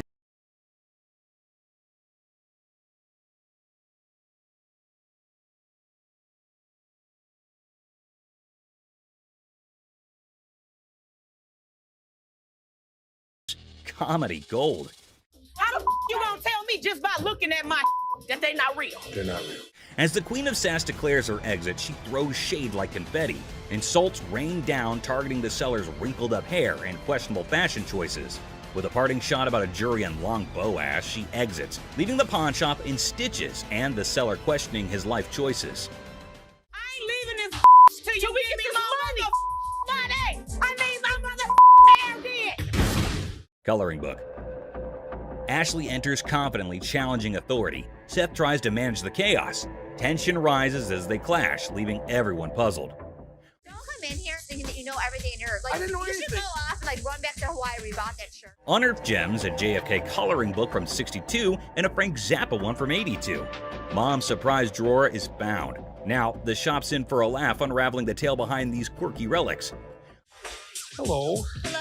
I have a John F. Kennedy coloring book from 1962 and a Laugh out loud scene as the seller confesses to buying a Frank Zappa coloring book at 25, never cracking it open. Now, with 3 daughters in college, it's a hilarious quest for cash. The quirky relics become the center stage for a funny exchange in the pawn shop. So why do you want to get rid of it since you loved him so much? well, I have 3 daughters in college and I need money. The negotiation dance continues as the seller justifies prices, leaving room for haggling. Tension rises comically as the buyer feels snapped at. The shopkeeper offers a research break, declaring, "I'm not in a hurry," in this pawn shop sitcom starring quirky characters. Okay, do you want to give me some time to do a little research on this, You can have or? all the time you need. I'm not in a hurry. The plot thickens as Ashley discovers the price coloring book online for $8.75, triggering a hilarious spat. I didn't say any of that Can to you you. read that? $8.75. So make me an offer. 0. She hilariously expresses her dismay, accusing the customer of rushing and shoving a phone in her face. I'm looking at the one that he wanted $50 on, and I pull it off, and it says $8.75. The bickering ensues, with both claiming they're not married, adding an amusing layer to the pawn shop sitcom. I have to take him out this guy. That's how much he pissed me off. In the ongoing pawn shop drama, Ashley delivers a sassy retort to the customer, suggesting he adds value nowhere and jokes about returning to Hawaii. The banter continues as another worker calls out Ashley for being rude, I think you're disgusting and rude. I didn't say any of that Can to you you. read that? $8.75. leading to a comical exchange where Ashley dismisses them to focus on yourself. The workplace comedy unfolds with quirky characters and witty comebacks. Well, you don't add value to the organization. I have one. Well, thank you so much. But the next Okay. time you send my paycheck, you can tell me how to work. Parking lot. Cue the workplace alarm. The notorious parking lot gambler is back, and the office crew is on high alert. With a battle cry of "Let's go get him!" they embark on a mission to catch the elusive man of many lands, or as they dub him, that lady Pakistan. Office drama just hit the jackpot. What? Gambling again in the parking lot. Meet Robert Robertson, the maestro of sports memorabilia, introducing himself to Dennis in a pawn shop saga. The plot thickens as he unveils a treasure trove of Detroit Lions autographs salvaged from his sister's basement flood. Forget superheroes, this guy's heroics involve rescuing signatures during a Union picket line water ballot. All right. Here's Robert. Robert, Nice to I'm meet Dennis. you. Nice to Nice meet to you. meet you, Dennis. Here, I got an item here. You might be interested in. In the wild world of pawn shops, Dennis is hit with a first, an NFL labor strike poster. As Robert pitches his Union picket line relic, Dennis, caught between fandom and frugality, contemplates the value. It's a negotiation dance where even the poster's wrinkles have a say, and Dennis dreams of a dad who'd splurge on a heartbeat. What, Steve Bacchus? This is the first time a guy actually brought in an NFL labor strike poster. Dennis and Seth, the dynamic pawn shop duo, are advised to step up their deal-closing game. In the battle of signatures, Robert's pitch clashes with Dennis's detective skills. It's a showdown of history versus water stains, where even a tear is more drama than a soap opera. Selling history hard, selling water-stained history a comedic challenge. One just like this mint, though, and he got $950 for it. Right, So if that was mint, why would you want $1,000 for this? In this hilarious haggling carnival, the pawn shop pros are on their knees, throwing cash offers at Robert for the water-stained NFL labor strike poster. It's a dollar dance-off with Dennis and Seth, and they're juggling 20s like it's a comedy club. In the end, it's 520s that win the bid, leaving Robert with a pocket full of paper and the pawn shop crew high-fiving over their historic steal. $75? No way. Offering you just $100 cash money right now would make it. Gold earrings. In the golden world of earrings, Ashley and the customer embark on a carrot quest. The earrings sparkle, but the price tag dims the shine. The customer eyeing the digits suggests a hilarious plot twist, an exchange proposal that could turn this jewelry journey into a comedic barter ballet. I was looking for some gold earrings. You are in the right department. In the dazzling dance of earrings and dollar signs, the customer flips the script with an exchange proposal. Ashley, the jewelry juggler, contemplates the weight of the situation, hoping those earrings don't tip the scales against her. It's a hilarious jewelry version of Let's Make a Deal, where carrots and comedy collide. Well, what we can do is I can take those and apply money towards these. In the comedy club of carrots, Ashley drops the punchline, a whopping $500 for the desired earrings. The customer expecting an exchange extravaganza faces the reality check. Okay, so what I can do for you today, I can apply $40 towards these. I paid $500 for those. What do you mean? You can't do an exchange? Ashley, the weight wizard, spills the carrot beans, revealing that these earrings are more featherweight than a dieting hummingbird. It's a priceless jewelry negotiation that has the audience and the scales in stitches. Okay, I can't give you $500. Why you can't? Because it's not worth. In this comedy climax, the customer unleashes carrot chaos, insisting her earrings are weightlifting champions. The tension escalates as she dubs Ashley boo, but a touch sets off a mini drama. I know how much these cost, boo-boo. Because you scream that they're gonna get you more money, boo-boo. The pawn shop becomes a carrot battleground, and Ashley's final offer of $175 is the punchline that sends the customer storming out, leaving the jewelry saga in a carrot cloud of comedy. Everybody else good. Pose made you mad. Fake diamond. In this wild pawn shop showdown, two characters storm in like a tornado, armed with an attorney and a demand for $900. The seller, caught off guard, awkwardly requests a card while the attorney seems more like a background dancer in a chaotic legal dance. It's a scene where negotiations are more like a comedy sketch, leaving everyone wondering if they stumbled into a legal circus. I got my lawyer with me. This is wrong. Show me your card. I don't have a card with me. My attorney.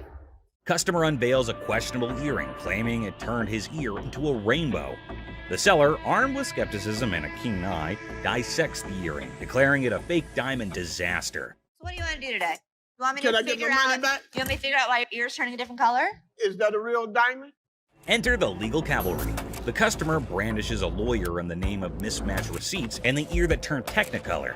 It's a jewelry malfunction turned legal circus, and the pawn shop is now the stage for hilarious gemstone saga. This is not the correct earring for the receipt. Chaos ensues as the customer brandishes a jewelry store receipt like a wizard spell. The attorney, a sidekick in this legal circus, demands a refund for the rebellious earring. The seller, caught in the crossfire, faces threats of escorting and leg knocking, all while insisting they won't budge. It's a legal showdown where the only guarantee is a laugh-out-loud twist around every shiny corner of the pawn shop arena. The earring does not match the description. What you mean? So you saying now I just brought an earring in? The customer, armed with a kaleidoscope ear and a refund demand, insists the seller turn around and walk that butt out the door. The seller, invoking a hint of pawn shop diplomacy, proposes a negotiation dance, but warns, keep your butt back there. Cue the dramatic soundtrack, man, it's a comedy in motion.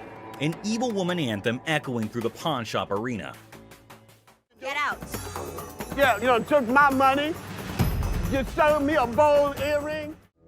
Golden State Warrior ring. I just got engaged, and I heard you had a 75 Golden State Warriors ring, and I was thinking that would be perfect for my fiance. This man came into the shop to buy something, which is odd because most people come into the shop to sell something. This man, on the other hand, was interested in Rick's 1975 Golden State Warriors ring, but Rick was unable to but laugh at this. Rocco, will you grab me that ring? Sure. That is a brave man that would give his fiance a championship ring. Even though Rick keeps on laughing, asking why the man is giving a ring like this to his fiancée, we understand that the buyer isn't pleased with Rick's antics. So what I did was I brought pictures of another 75 Golden State Warriors ring. The buyer produced photos of another Golden State Warriors ring and attempted to match them, which they did. Then he asked if it was a genuine diamond and if Rick had checked it. Rick told him that the stone was genuine. Perfect. Have you tested the diamond? Oh, yeah, it's a real diamond. It's a real diamond, okay. The buyer then proceeded to use his own tester to determine whether or not the diamond was genuine, as he was a collector and dealer of sports memorabilia himself. But as he went to test the diamond, it didn't pass. It's not testing. That's because you have a really cheap tester. So Rick stepped in with his own tester, which of course revealed that the diamond was genuine. Even though Rick was irritated by the whole thing, he chose to be courteous to the man.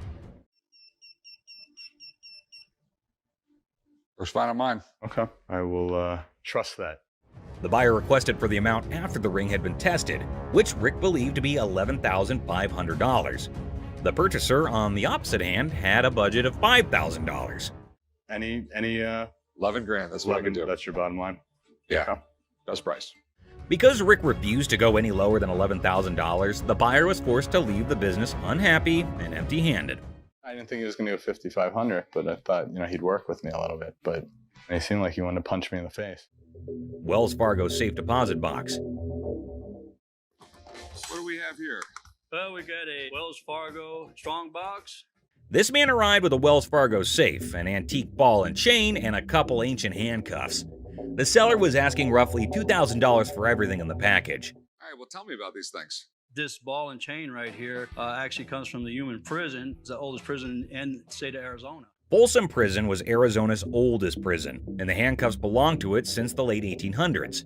Here's my concerns. When they forged chains back in the 1800s, it was just hot welding together.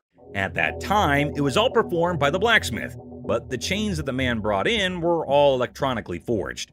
Not only that, but Rick had another major problem. Never in the history of any prison did they ever have their name put on the balls.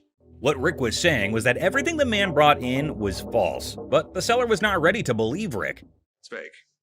What makes you an expert on this stuff? I've been buying and selling this stuff my entire life. Even if the contents of the package were phony, there was a chance that the box itself was not. So Rick made a deal for the box and left the rest. Box I'll give you $400 for. I want $1,200 for it. No, you don't. And the transaction was completed for $400.50. The seller left, and Rick subsequently decided to consult with an expert about what he had purchased. Okay. 19th century strongbox, Wells Fargo. Following a thorough examination of the box, the expert asked Rick the following question. First things first. Have you already bought this? The box was just as false as the other items Rick did not purchase, and the expert agreed. It's a complete fake. Damn it, Rick. Mystery Guy.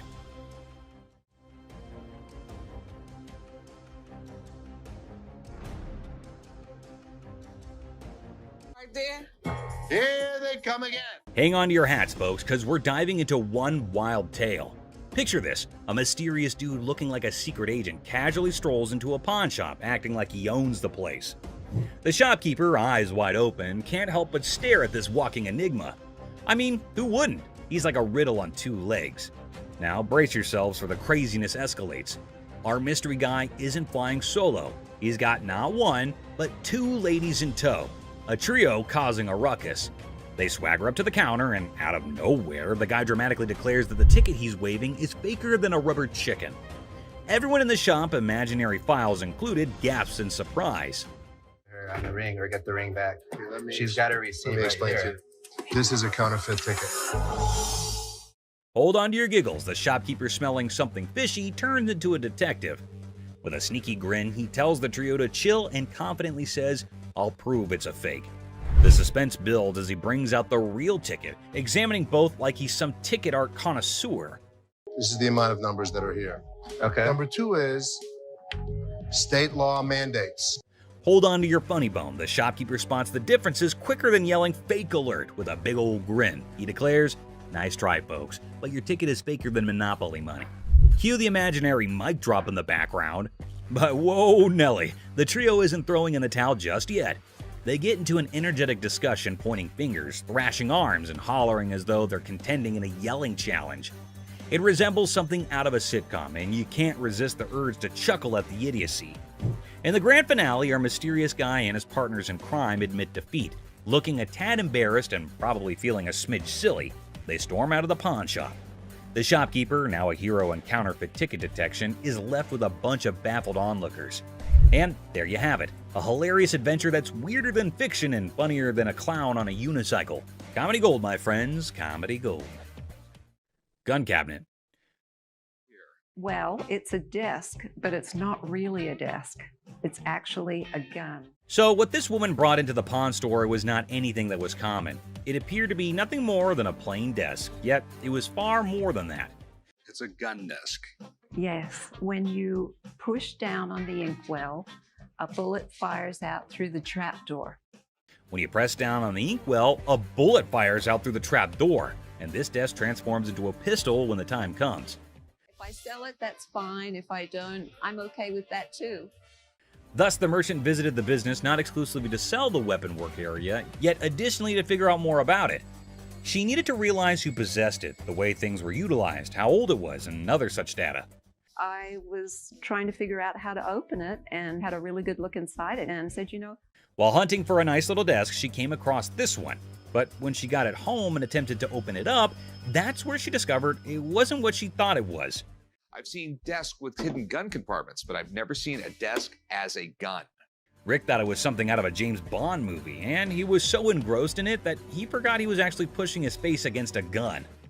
Do you mind if I have a buddy look at this thing? Because I am just completely lost here. Not at all. Rick believed it was best to have an expert look at it after taking a closer look, so he called one. Gun. This is the gun. What?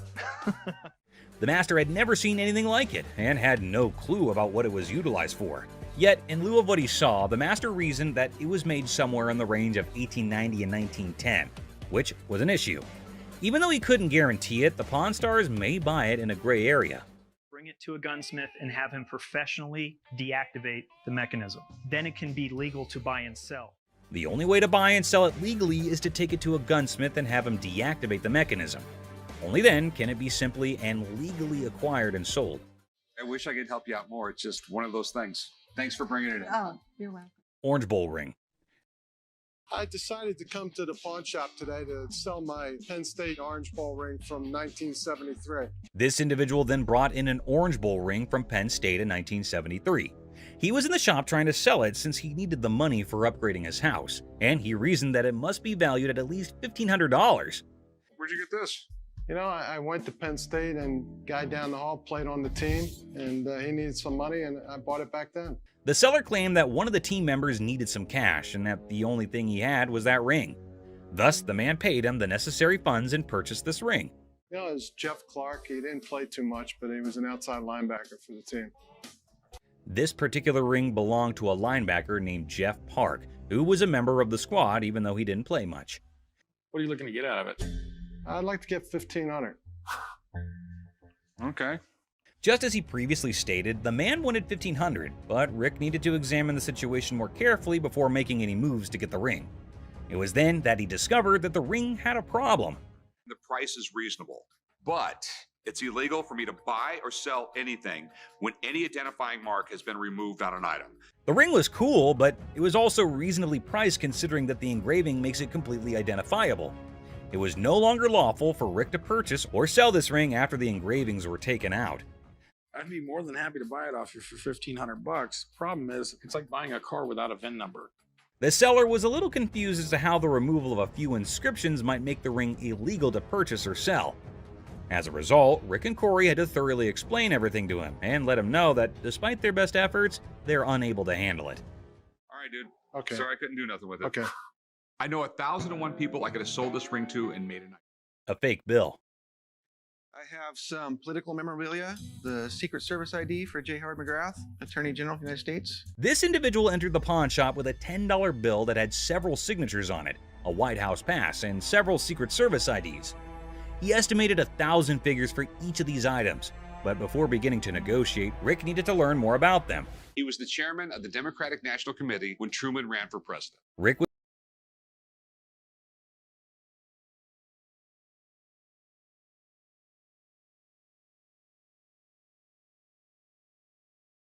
You got some neat stuff here, and these three things right here, I really want to get checked out.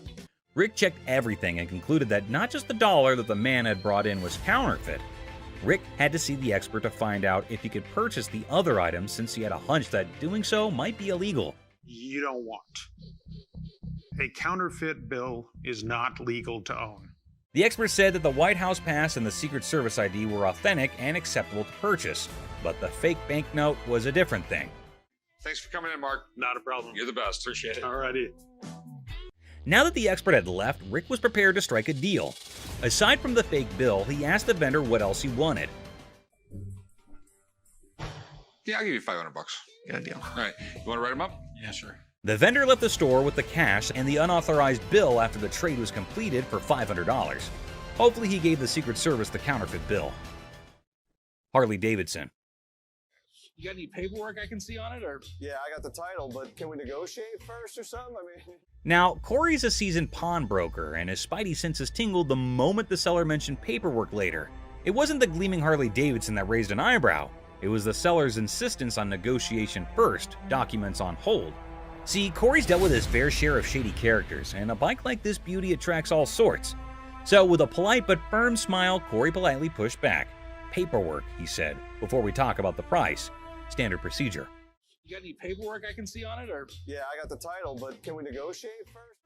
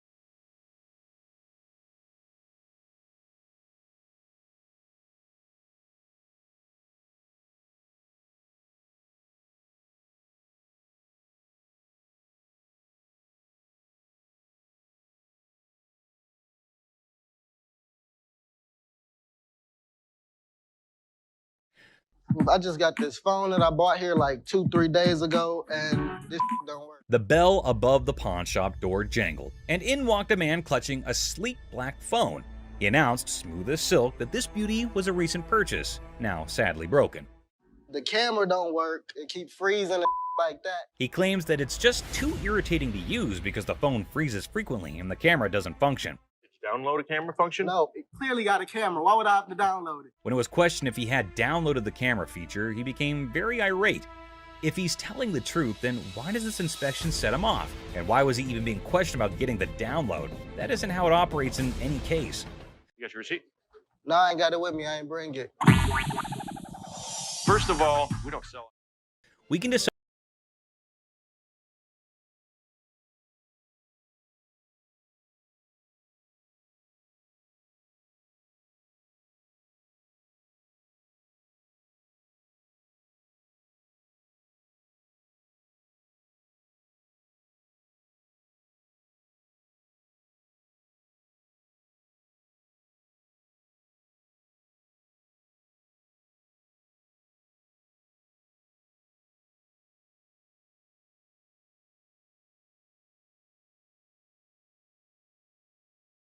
Another phone. If he said clearly one more time, I was going to clearly have to knock his freaking head off. We're all aware that Rich needs the receipt. You, my man, are not. Who sold the phone to you in the first place? Somebody. He here. When questioned who exactly had sold him the phone in any case, he quickly pointed at any random employee. But we haven't had one of those up for sale since I've been here in 6 months. I mean, I just seen you in 2 weeks. Furthermore, it appears that the youngster he pointed at didn't know why he was being called for. Thank you very much. I appreciate you coming on over here. You can go back to selling that computer. All Rich knows is that it's an iPhone, but he's more irritated by something else.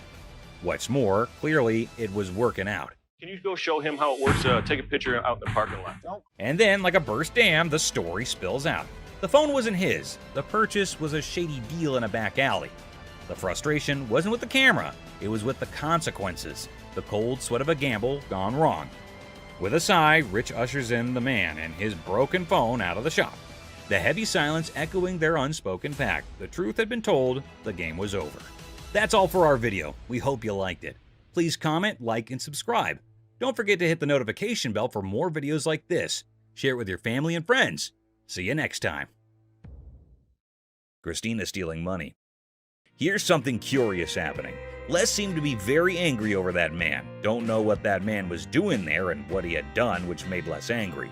Let's see what will happen. Ant stole the leftover money. Everyone there is so angry. What is going to happen now? Les is curious as he is sure that Christina cannot do this kind of stuff alone. There must be some other people supporting her in his play. Les is taking it to extremes and asking again and again if there's another one with her. Have you been working with any other employee? All alone without any knowledge of anybody else stealing from us, correct? Oh God, he asked her to send her to jail if she did not speak the truth. Oh my God, things are getting worse. She's not telling anything. Mother-daughter fighting. So there's a woman coming with her daughter. She showed some pieces of bottle and her collection of stamps. According to her, it is worthy, but actually it is not. Les asked her that it is not that worthy. Oops, the mother got angry at Les. Because for her, they are worth everything. What will happen now? So what you got? I got some really expensive stuff. Show me. Oh my God, the daughter charged a fire against her mother. You better down. No, you. Girl, what the hell wrong with you? She triggered her and insulted her for her useless collections, and oh my God, look, they're about to have a deadly fight. Oh God, the mother scratched her daughter. Les is stunned. They don't want. Get the off my. What the is wrong with you? The mother and daughter are having extreme fighting conditions. Everyone around is watching them. Les is stunned and did not have any idea that this would happen, or it might be very casual to them. Get the up now. Okay, the guard has been called. The mother is still beating her daughter well and doesn't want to argue anymore. Both are screaming at each other. The security guard is letting them out. Oh my God, how embarrassing and strange it is to see mother-daughter fighting like that. The security guard gets them out and everyone is laughing at them. Astonished Les. I had to intervene. Okay. You don't know who the Man threatening Les. So a man entered the pawn shop and headed straight towards Les. Seems like it would be a happy deal with that cool customer. Okay, the man had an anniversary today, and so both are sharing some joys together. Seth and Les's fight. Les and Ashley seemed to be discussing some serious stuff. Felt like something serious had happened. Giving a 40,000 square foot free-for-all back there? That's no policy. What do you think brought us to here, Seth? But Seth is not getting anything.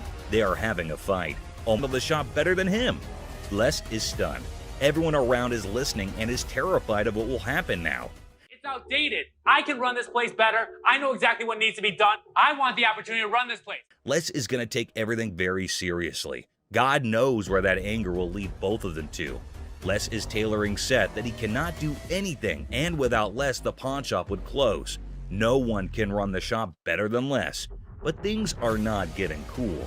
Seth yelled after Les and got out of the cabin. Ashley, listening to all this, is making fun. God, it is not that serious. Well, Les in his anger was constantly getting furious over that debate. Man got beaten by Les. A mess, but he's not stopping. I think he wants to insult himself. It will make things go mad. He is extremely screaming and trying to hit her out. That crazy man is calling death. The guard came trying to beat Ashley and getting over her. I need my money. What you so mad for? Go ahead. Man, they took my money, man. Today, we've got a wild ride for you on Hardcore Pawn with some idiots. Get ready for a roller coaster of laughs, absurdity, and unexpected turns on this episode of Hardcore Pawn, where the ordinary becomes extraordinary. A $3 bill. Hi, excuse me. Yeah. Hi, I'm looking for a watch, maybe about $100. I got $100 to spend. Well, well, well, look at this drama unfolding in our favorite pawn shop. A woman struts in like she owns the place. The owner, trying to impress her, showcases some bling, and she's all ears. It's like a weird dance of possessions. That's really pretty. It's really Looks pretty. good on you. That was 100. 100? I'll take it. Okay. Things are heating up. The woman, feeling all high and mighty, wants the pricey watch. Negotiations are on, and after some back and forth, she says yes. Cash time, right? Wrong. Now we add tax on that. It's gonna be 106. All right. Here. Hold up, the plot twist is here. She pulls out a gift card worth $100 and thinks she's the queen of the Pawn Palace. The owner's face? Priceless. She's like, lady, are you serious? These are not our gift cards. What would you call it? It These says are preferred customer. No, snap. The owner ain't buying it. He accuses the gift card of being faker than a $3 bill. Trauma alert. The woman's in denial, insisting it's legit. This is better than a soap opera. Fly $100 on it. That is not our gift card. And now, ladies and gentlemen, we've got a full-blown showdown. The owner versus the woman. It's like a bad reality show. She's trying to swipe that card. He's not having it. Cue the verbal fireworks. Okay, I'm not about to lose, Hold on, all one right? second. Let me explain this I'm to her. not about to lose. I want the watch. Turn around and swipe. The tension is thick, and so is the irony. The woman's yelling, the owner's smirking. It's like a comedy sketch gone wrong. This fight is going in circles, and I'm here for it. You the ugliest two sisters I've ever seen in my life. Finally, someone with common sense. The owner kicks her out like he's escorting a misbehaving guest from a party. She's asking for directions like she's lost. Well, she kind of is, lost in her own questionable choices. No, I'm gonna get my money. Hey, Byron, show her where the money's at. My money. He's gonna show you where the money's at. As she's thrown out, she's hollering about fraud and wanting her money back. Lady, you tried to pull a fast one, and now you're left with nothing but echoes of your failed scam. Better luck next time, or not. Go ahead. Man, they took my money, man. Somebody want $100. Penguin generator guest. Well, folks, here we're witnessing a guy waltzed in reassembling a penguin on a skateboard. Cue the chaos. Security guards swoop in, dragging our penguin out like a grumpy rock star exiting the stage. Oh, you want to bet? Excuse me. Have a good day, sir. Hell no. No. Have a good day, sir. Gun desk. Today at the pawn shop, a lady brought in a mysterious desk that moonlights as a gun desk. A desk with a concealed firearm. She's clueless about its value, but is selling it like a quirky antiquity. If danger strikes, just push the button and file your stress away. Where in the world did you get this? I got it in an estate sale. I was just looking for a nice little desk to put a guest book on. Apparently, the lady got this gun desk from an estate sale, thinking it was just a cute desk for a guest book. The seller's reaction? He's seen hidden guns in everything. Swords, canes, cameras, but a gun-disguised desk? It's like 007's DIY project gone wrong. You're really not going to stop anybody if you shoot them in the thigh with a small 22 like that. Well, it's not even a regular 22. It's a 22 short or something it looks like. The pawnshop seller, baffled by the antique gun desk, insists on a buddy inspection to verify its age. The buyer, eager for the coolest desk ever, is like, "Where's the gun, though?" Antique furniture shopping meets gun control comedy. This thing is a gun. You press there's the trigger. That falls down, hits the hammer. The bullet flies out this way. The second seller is utterly perplexed by the gun desk, questioning its practicality. He's pondering who would buy a tiny desk with a hidden firearm.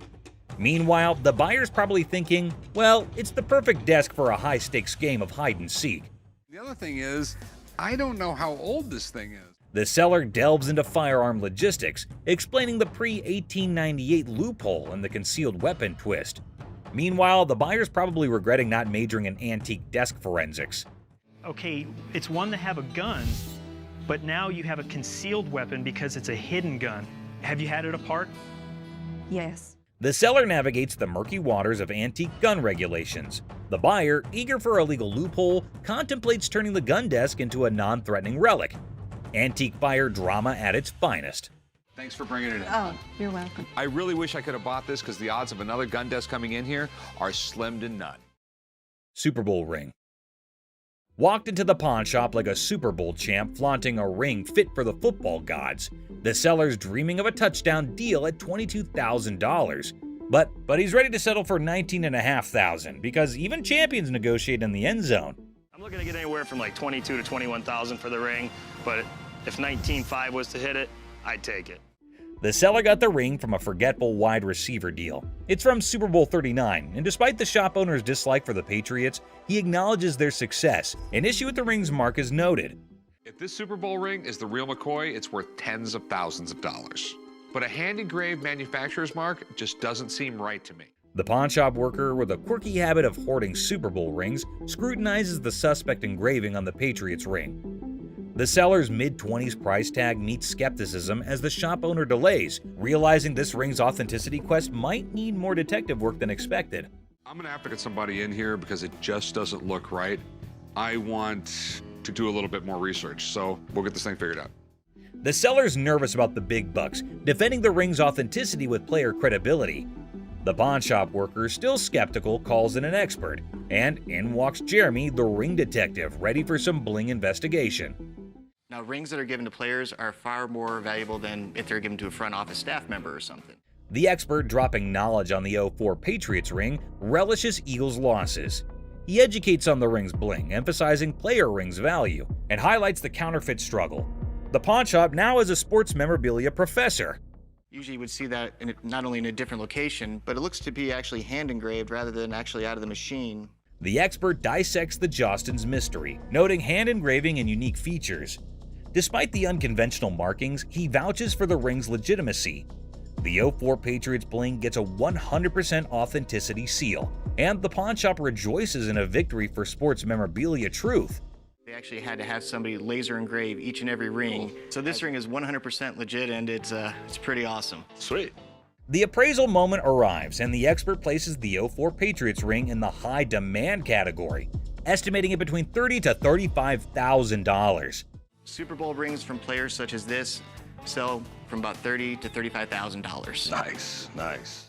The seller, aware of economic woes, starts at $22,000, but the pawnshop owner, considering the long wait, bargains at $18,000. Negotiations roll with a counteroffer of $21,000, reminding the seller you don't have anything like this in your showcase. The ring dance continues. I go 21. You don't have anything like this in your showcases. I know you have a Patriots ring, but you don't have that Patriots ring. After intense haggling, the 04 Patriots ring lands in the pawnshop owner's possession for $20,000 cash. Family banter erupts over the new addition, turning it into a $20,000 paperweight threat. The ring battlefield unfolds. I'll give you 20 grand. Pass. 20 grand. Cash. $100 bills. Just because I need a Super Bowl ring for every one of my fingers. Deal. Deal. All right. German spy camera. At the start, the speaker enters a pawn shop and introduces the item, a 1950s German spy camera reminiscent of something out of Inspector Gadget. The brief mention of Inspector Gadget adds a touch of intrigue and playfulness to the scene. So how's it work? You adjust these little dials here depending on what you're trying to take your photo of. The focus shifts to the camera itself, identified as a Minox 3. The speaker highlights its compact size, likening to a cigarette lighter. If you give a 10-year-old a camera and say it's not just a camera, it's a spy camera, it probably got you out of your parents' hair for a couple hours a day. Oh, yeah. The customer expresses the purpose of their visit to sell the 1950s Minox 3 spy camera. The stated price expectation is around $150, indicating the perceived value of the vintage device. With all this on there, it makes it completely illegal for me to have anything to do with it. Chopper loan negotiation. So how can I help you? Yes, I got this. I can help him. I got it. How do you think you know more about silver than I do? I know how to price it. I know exactly how to. In a high-stakes confrontation at a jewelry counter, emotions flare as two individuals argue over expertise. Tensions rise with each claim about pricing silver, creating a chaotic scene. $30,001. No, it's not the $1. 30 grand. I'd like to say yes. Listen, 40 or 20. Let's slip a coin. The scene shifts to a pawn shop where negotiations over a custom-made chopper motorcycle take center stage. The owner seeks a loan, facing financial struggles and desperate circumstances. What are you doing? What you got? See if I can get a loan on my chopper. It's a 113 motor. The motor alone was $7,000. The stakes rise as a coin flip determines the fate of a $20,000 loan for the chopper. The tension escalates, showcasing the unpredictability of financial decisions and the impact on the customer's life. I've seen a lot of motorcycles come in here, but I've never seen one like this. Okay. I need about $10,000. The focus shifts to the custom chopper's specifications and sentimental value, highlighting the emotional connection due to the brothers' craftsmanship.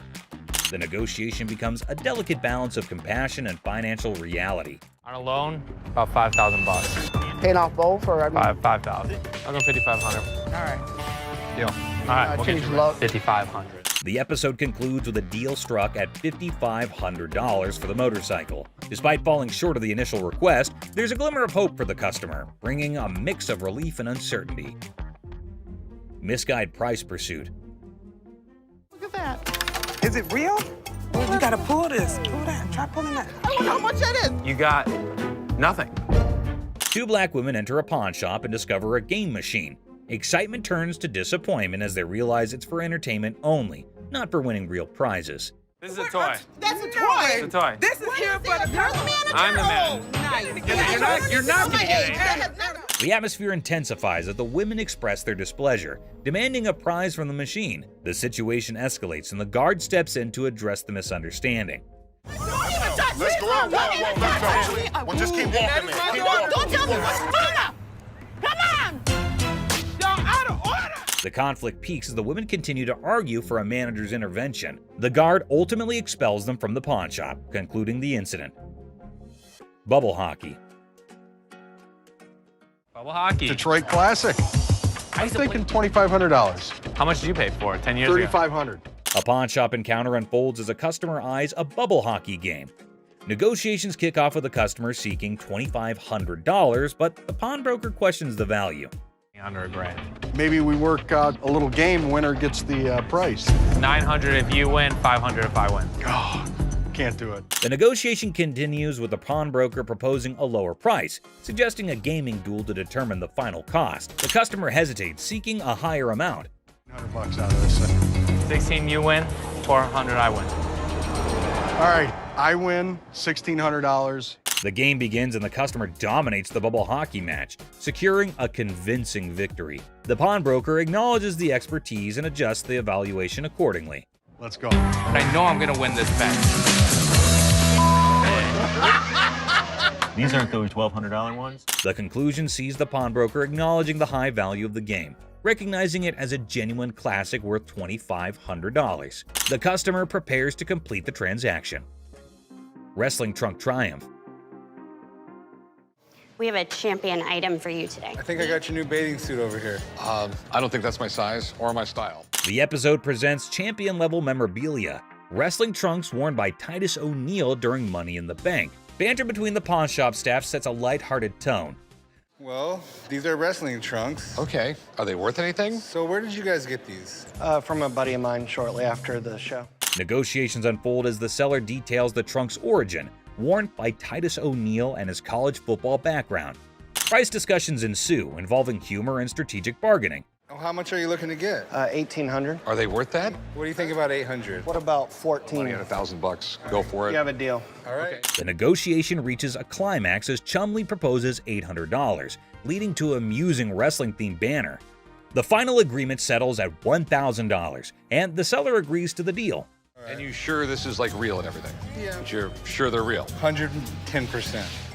Concerns about authentication arise, with reassurance that the trunks are genuine. Rick, the pawn shop owner, decides to break even on the purchase and seeks dinner in return. I'm gonna go look at stuff I understand. I thought you might want to put this back in your collection. Absolutely. It was my first WWE Championship match, and I won the Tag Team Championship. Titus O'Neil makes a surprise entrance at the restaurant, sharing the backstory of the trunks and their historical significance. The emotional reunion adds a personal touch to the transaction. We bought them for $1,000, so if you just let me break even and give me dinner, I'm good. Got my little black bag and everything. Look at that. The episode concludes with Titus O'Neil expressing gratitude, and the pawn shop staff excitedly anticipates dinner. The atmosphere remains lighthearted, emphasizing the unique experiences of the pawn shop. Gunfire and negotiation. And it was handed through the generations to me. What are you trying to get out of it? I'm looking for $50K. 50,000. 50,000. Corey introduces Alex to Craig, who has a fascinating antique wheel lock gun. The guys are amazed by its rarity and history, and Alex is about to share some cool facts. Man, this is stunning. Dating from about 1600s. I've never seen anything like it before, but he's asking $50,000. Alex dives into the history of the wheel lock, revealing it's a German-made firearm from the 1600s. Craig is nervously considering a $50,000 price tag. Alex suggests a test at the range. Yeah, this is special. I love this wheel lock. And you still want 50 grand for it? Absolutely. After research, Alex discovers that the gun belonged to a Prince Archbishop's personal guard. The guys head to the range for a nerve-wracking but successful test, and Craig's asking price is discussed. Nice! What do you think it's worth now? I think it's $40,000. In a quirky twist, Corey notices devil emoji targets for a gun designed to protect a Prince Archbishop. The gun fires impressively, and Alex estimates its value at $40,000. Not as easily as I could do 30. I would go 32.5. We'll lose it over that. We'll do 32.5. The negotiation begins with Corey expressing admiration for the unique gun. After some back and forth, they settle on $32,500, striking a deal for the exceptional wheel lock gun. Churchill letter. A historical dealer brings a Winston Churchill letter to the pawn shop. The seller's writing? Not so great. But hey, it's Churchill, and the drama begins. I have a Winston S. Churchill typed letter signed. Okay. A quirky twist. Churchill wrote to a food writer about a paperweight from Benjamin Disraeli. The pawn shop team dives into the historical circus, paperweights and all. Enter Steve, the expert, unraveling the mystery of Churchill's signature. The magnification saga begins, complete with ink flow discussions and hilarious attempts to decipher the genius's handwriting. A surprise appearance by a 1968 Jack Kevorkian Volkswagen van shakes things up. The chopper deal is done, but now Churchill's letter gets a comedic price tag dance. Negotiations, magnifications, and laughs galore. The thing I do like about this is it's got the writing on it, and I would put the value at the high end of that scope, so probably about $1,500. The final act, the pawn shop owner, a smooth talker, bargains down to $1,200. The deals are sealed and everyone heads off with laughs, paperweights, and probably a newfound appreciation for historical handwriting challenges. I think 1,200 sounds good. All right, it's a deal. Thank you, Mr. Harrison. Meet you right over there. We'll do some paperwork. Goofball. Our tale kicks off with a grinning goofball strutting into a watch shop, exuding joy like he just hit the jackpot. His guest snagged the ultimate timepiece. The shop's proprietor, eyes sparkling with mischief, unveils a watch that could outshine Big Ben. Our hero, wide-eyed like a kid in a candy store, marvels, "Wow," treating it like a time-traveling marvel. But oh snap, it's tagged at a hefty $75. Cold, hard cash, not Monopoly money. Undeterred, our bold hero eyeballs another watch, a jaw-dropping $599. His face? Priceless shock. Unfazed, he blurts, "Yes, I want it!" Then comes the knee slapper. He pulls out a crumbled $2 bill. The shopkeeper holds back laughter, educates him. That's $2,000, sir. It's a $2 bill. Okay, and it's worth $2,000. You can practically see the gears in the guy's noggin spinning, desperately seeking a way out. Anyone up for a cash exchange? He suggests, madness twinkling in his eyes. The shopkeeper, smelling trouble, hesitates, perhaps a financial genius or a victim of too many cartoons. In a wild finale, our hero with a mischievous grin hurls absurd insults like, "You're chunky with a giraffe-like neck."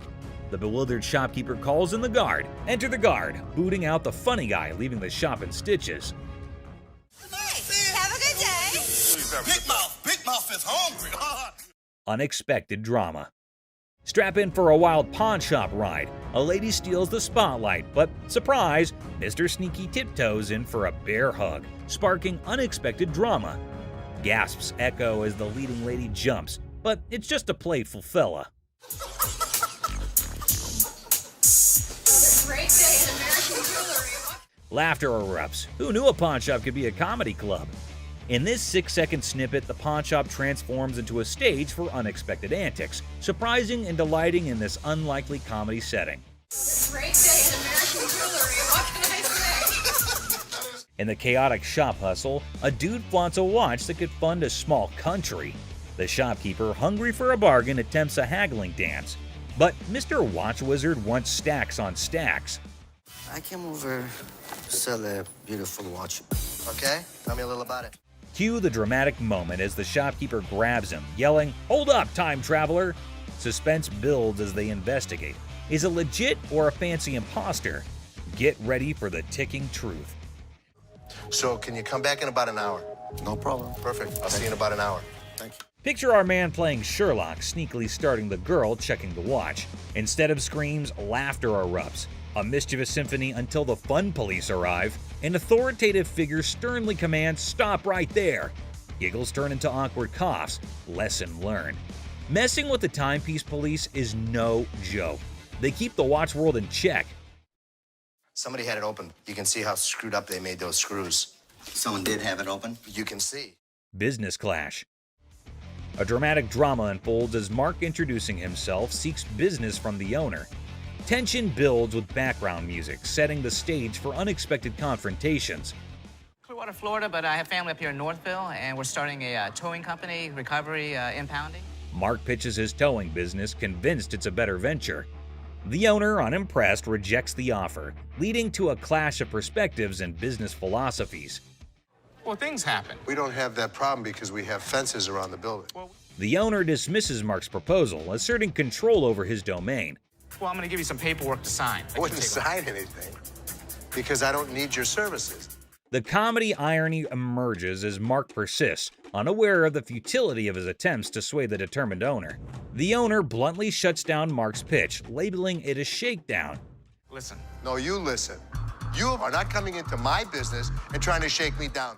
The dialogue becomes increasingly heated, with the owner refusing to entertain the supposed business opportunity. What would you call it? I call it a business opportunity. I'm not interested. Mark's exit is met with firm warnings from the owner. The situation ends humorously with a comment on Mark's nice car, injecting a light note after intense confrontations. I'll be back. If I were you, I wouldn't come back. Whatever. The gym brawl. So, watch this hulking bodybuilder guy, all muscles and bravado, strutting into a pawn shop with this wrecked workout thing that looked like it went through a blender. He was like a peacock on protein, thinking he set up a magic muscle worm. The shopkeeper, a guy with a face as serious as a freshly waxed dumbbell, raised an eyebrow at the smashed up widget on the counter. Hey man, I need to talk to somebody about this. This piece of junk I bought in here just a couple days ago don't work now, it's broken. Check out this masterpiece, our bodybuilder buddy declared, pointing dramatically at his broken workout thing. It's so messed up. I swear it's doing reverse squats by itself.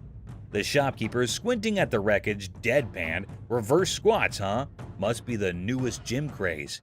This thing obviously couldn't handle what I was doing on it, so 2 days later it don't even work, so. But our muscle hero was not giving up. Leaning over the counter, he claimed, "I want my money back." How about you just get my money, and then we won't have any more problems with this, but I need my money back. This thing's more of a comedy show than a workout. The shopkeeper, trying not to crack a smile, said, "Well, it's a one-of-a-kind piece, guaranteed to break the ice at any gym." Or what? Or what? There's gonna be a problem. How about What that? kind of problem is there going to be? Oh no, that's like a WWE scene. Our bodybuilder flexed his words and shoved the shopkeeper. "Give me my money or I'll turn you into a cardio machine for a month." And just like that, the pawn shop turned into a wrestling ring. Don't touch. Come on. Come on, man. Let's go. The shopkeeper, unexpectedly nimble, fought back and chaos replaced. It was like two sumo wrestlers battling for the last protein bar. Trying to play hero, two guards materialized out of thin air. They grabbed our bodybuilder and his busted gear, dragging them out. We got you. Bring a few more. All we need is bring all y'all out. Our muscle dude flailed around, still demanding his refund like a sad, deflated balloon. The pawn shop went back to normal. That's it, my man. Bring a few more. There's your machine, buddy. The art of negotiation. So let's see this guy walking into a pawn shop, allowing him to be the next big art dealer with a painting put away under his arm. He's giving off major, "I'm gonna hit the jackpot" vibes. The shopkeeper, with a sneaky grace of a cat burglar, checks out the painting like it's the Mona Lisa 2.0. Our confident guy also spins this wild tale about how the painting formerly belonged to Napoleon's pet goldfish, or some other crazy story. So what you got? I've got a painting from Peter Max. An original painting? Well, I got into a silent auction. The shopkeeper, poker-faced like a pro, goes, intriguing. You can virtually see dollar signs in his eyes as he dreams of making a fortune. Now comes the big moment. Confident guy bravely says, "I want $3,000 for this masterpiece." Let's see if she can close a deal. Yeah, what is the bottom line? 3,000. No way. The shopkeeper, still all mysterious and cool, smirks and says, "I can do 1,500, or you can hit the road." 1,500, we got a deal. It's like a Western showdown, but with money instead of guns. It's a take-it-or-leave-it situation. The confident guy, looking a bit less sure of himself, decides to pull a classic move, pretending to discuss it with his imaginary art expert friend. Maybe it's an unnoticeable chum with an art degree. While our hero is deep in discussion with his invisible art critic, the shopkeeper, beaming like a Cheshire cat, decides to up the figure. I know there's a market for it. So $1,500 I think is pretty good. They need to take the money and run. He counts out $1,500, slams it on the counter as if to say, "Take the cash and run, chum," or say farewell to the deal of a lifetime. 1,500. All right. In the end, the confident guy, now looking further confused than confident, grabs the cash and virtually sprints out of the shop. And that is how a pawn shop turned into a comedy stage, starring Mr. Confident, the mysterious shopkeeper, and an oil with a Napoleon-connected goldfish. Art, my friends, might be priceless, or at least worth $1,500. Peter Max. Seat showdown comedy. In a strange pawn shop turned into an airplane seat sale, things got wild when a gutsy and unusual woman decided to turn the whole event into a comedy show. Picture her like a sneaky cat strolling over to a chair and ignoring the "don't sit" sign as if it were garbage. It was as if your rebellious grandma suddenly took center stage, tossing caution and posters to the wind.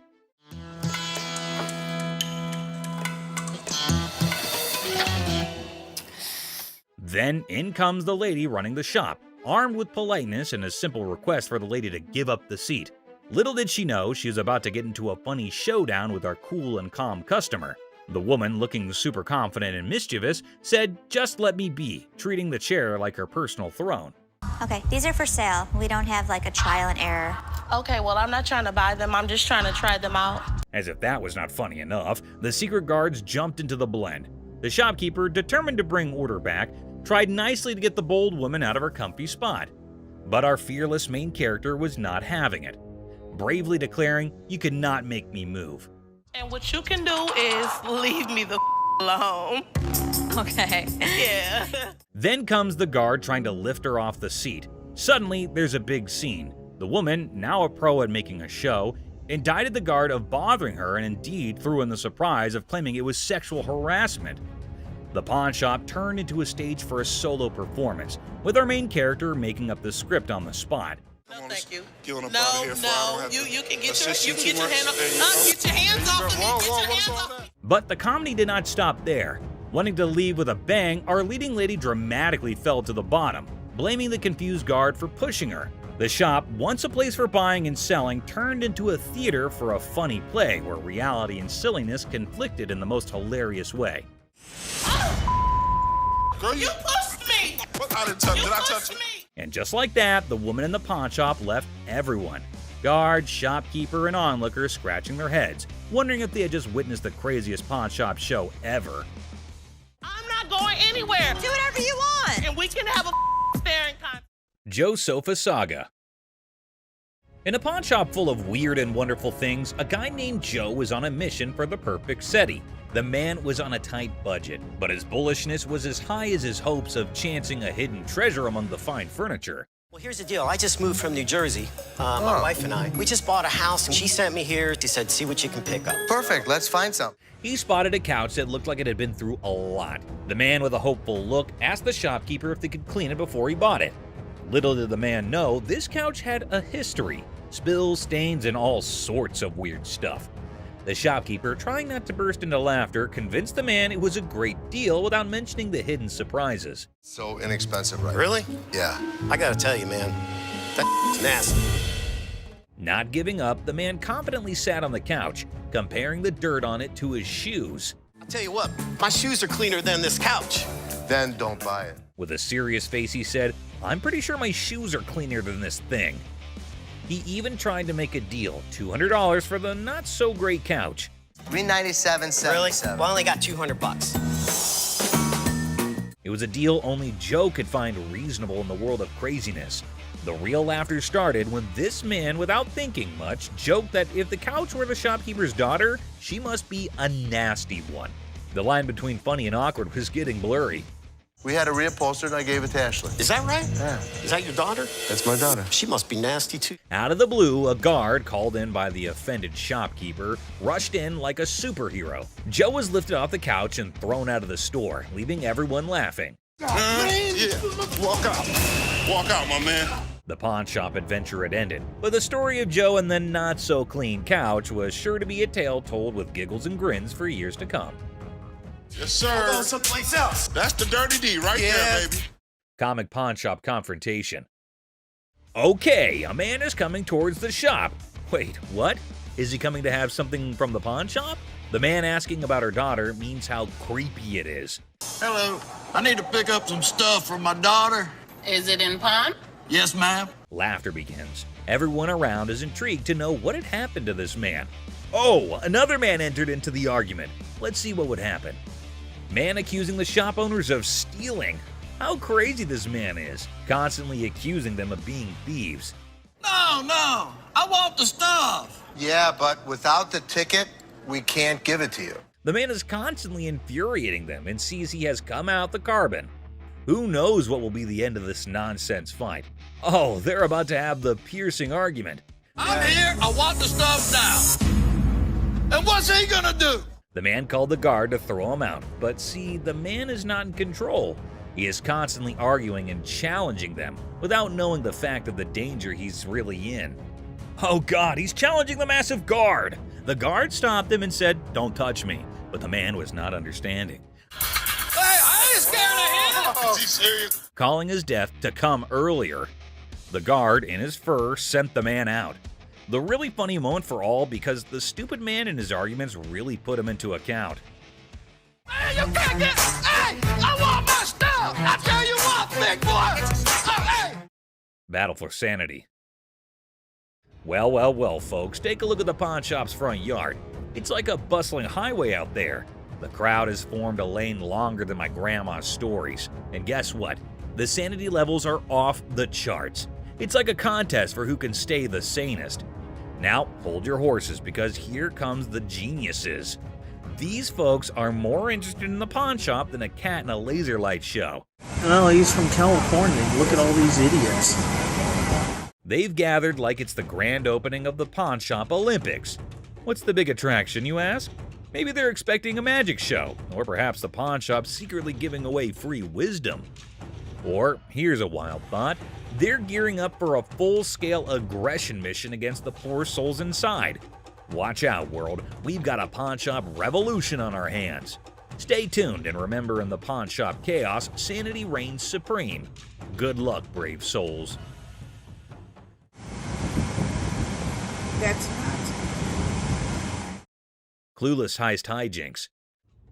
Well, howdy there, folks. We've got a Lone Ranger in the pawn shop, sipping on his secret drink like he's the king of mystery. Little does he know, he's the star of a hidden camera show. Talk about being clueless and camera shy. Hold your horses. Looks like our man might be plotting some grand heist, doing his best Sherlock impression. He's scouting the joint, probably trying to find the perfect spot for his not-so-genius plan. But wait, he's still in the game. What on earth is he searching for in the pawn shop? Maybe lost treasure for his car keys? The suspense is killing me.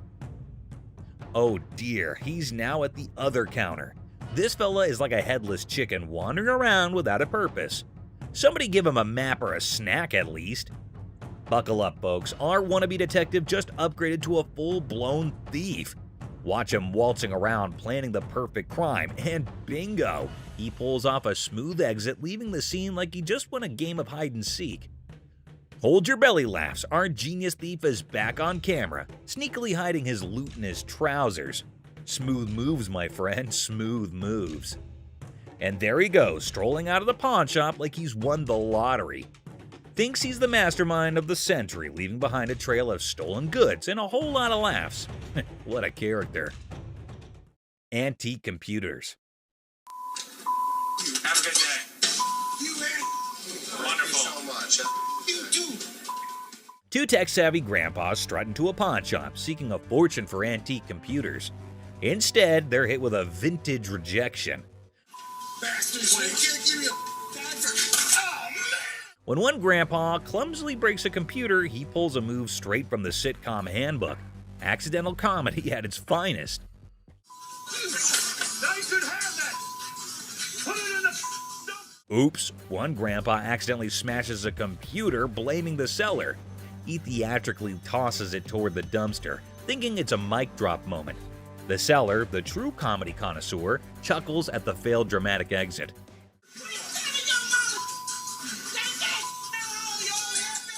Here comes the queen of sass. A lady emerges roasting the old hillbillies and offering them an A-grade exit.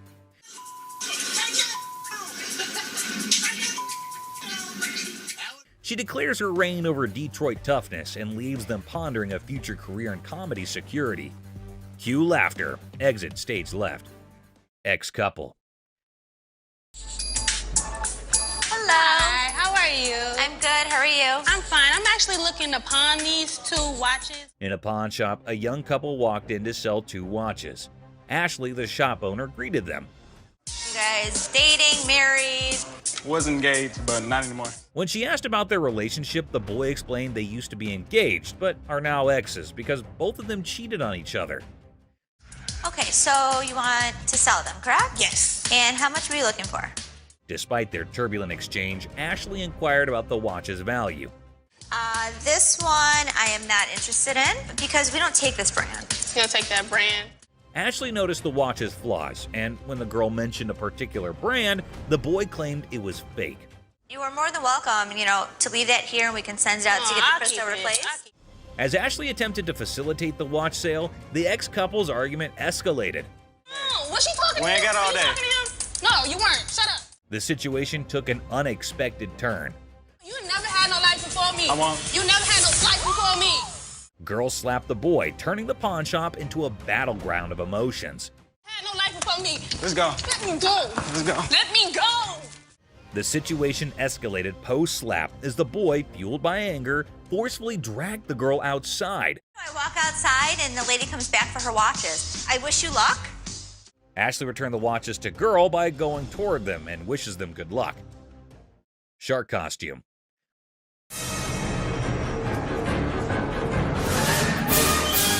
A fantastic character, half man, half shark, enters a pawn shop. Yeah, I'm a professional mascot during the daytime. At night, I'm a dancer. Claiming to be a daytime mascot and a nighttime dance sensation. $800, that's all I want.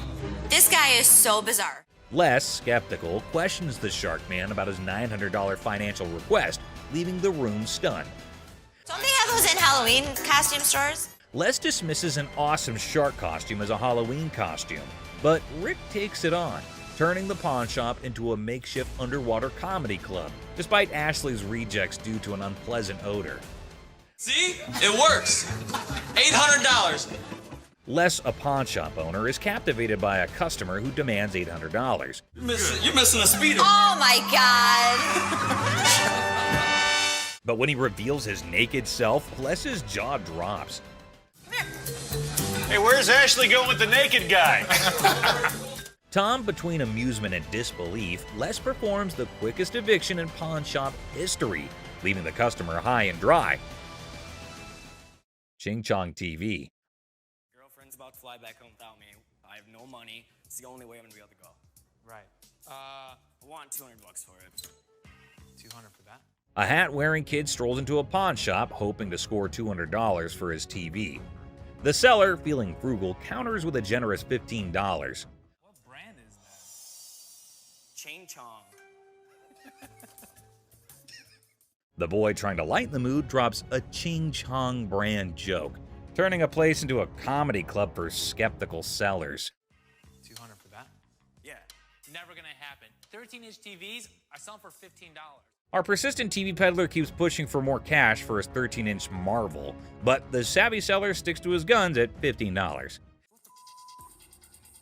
Come on, please. I don't want to get stuck in a tray. The boy, desperate to impress his TV-loving girlfriend, gets sadder than a clown without his makeup. Girlfriend's about to fly back home without me. I have no money. It's the only way I'm gonna be able to go. Right. I want $200 for it. 200 for that? The seller, unamused, directs him out, ensuring love won't cost him more than $15 today.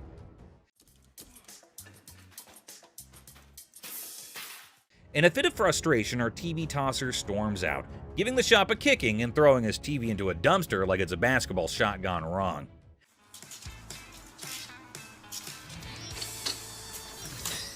The seller, shaken but not stirred, mutters, "Idiot," and commands him to exit. You're gonna make me leave? Pretty much. Get the out of here. Get off my property. Asserting his control over the TV-tossing theatrics. It's a dumpster-diving comedy masterpiece in 3 acts. Brain, not brawn. I got a loan on my wife's ring. Yeah? And when I first started coming here, I got a VIP card. I got more on the loan. Now you guys put me to a gold card, and I get nothing out of it. A bald customer, frustrated over a loan on his wife's ring, seeks resolution from the manager over a VIP card upgrade and the perceived lack of benefits. Tensions rise as they discuss the situation. No, the VIP is the gold. They're both one the same. We offer a promotion at American Joy and Loan. It's called a Gold Card membership. It gets more money in people's pockets if they want to get a loan and allows you to save money if you want to buy something. The pawn shop employee tries to explain the gold card system's benefits, but the customer remains frustrated. I am hearing you, but you're not listening to me.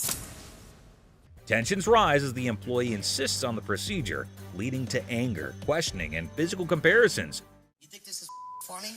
I don't think it's funny. I think that there's something wrong when you start hitting your head against the side of the window. Creating an atmosphere of animosity and miscommunication. What are you gonna do about it? I'm not going to do anything about it.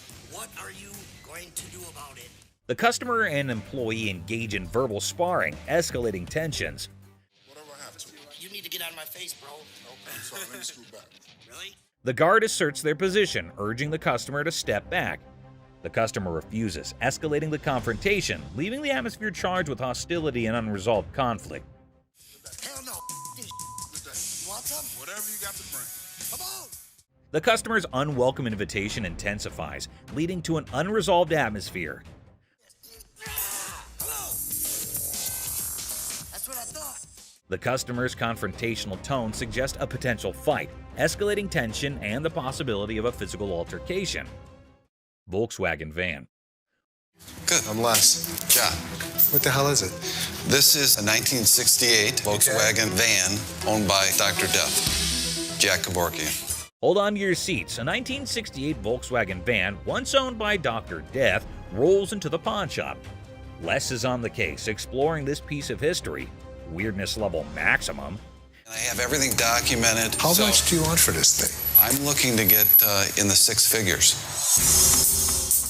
The seller dreams of 6 figures for the van, but reality check. 20 grand?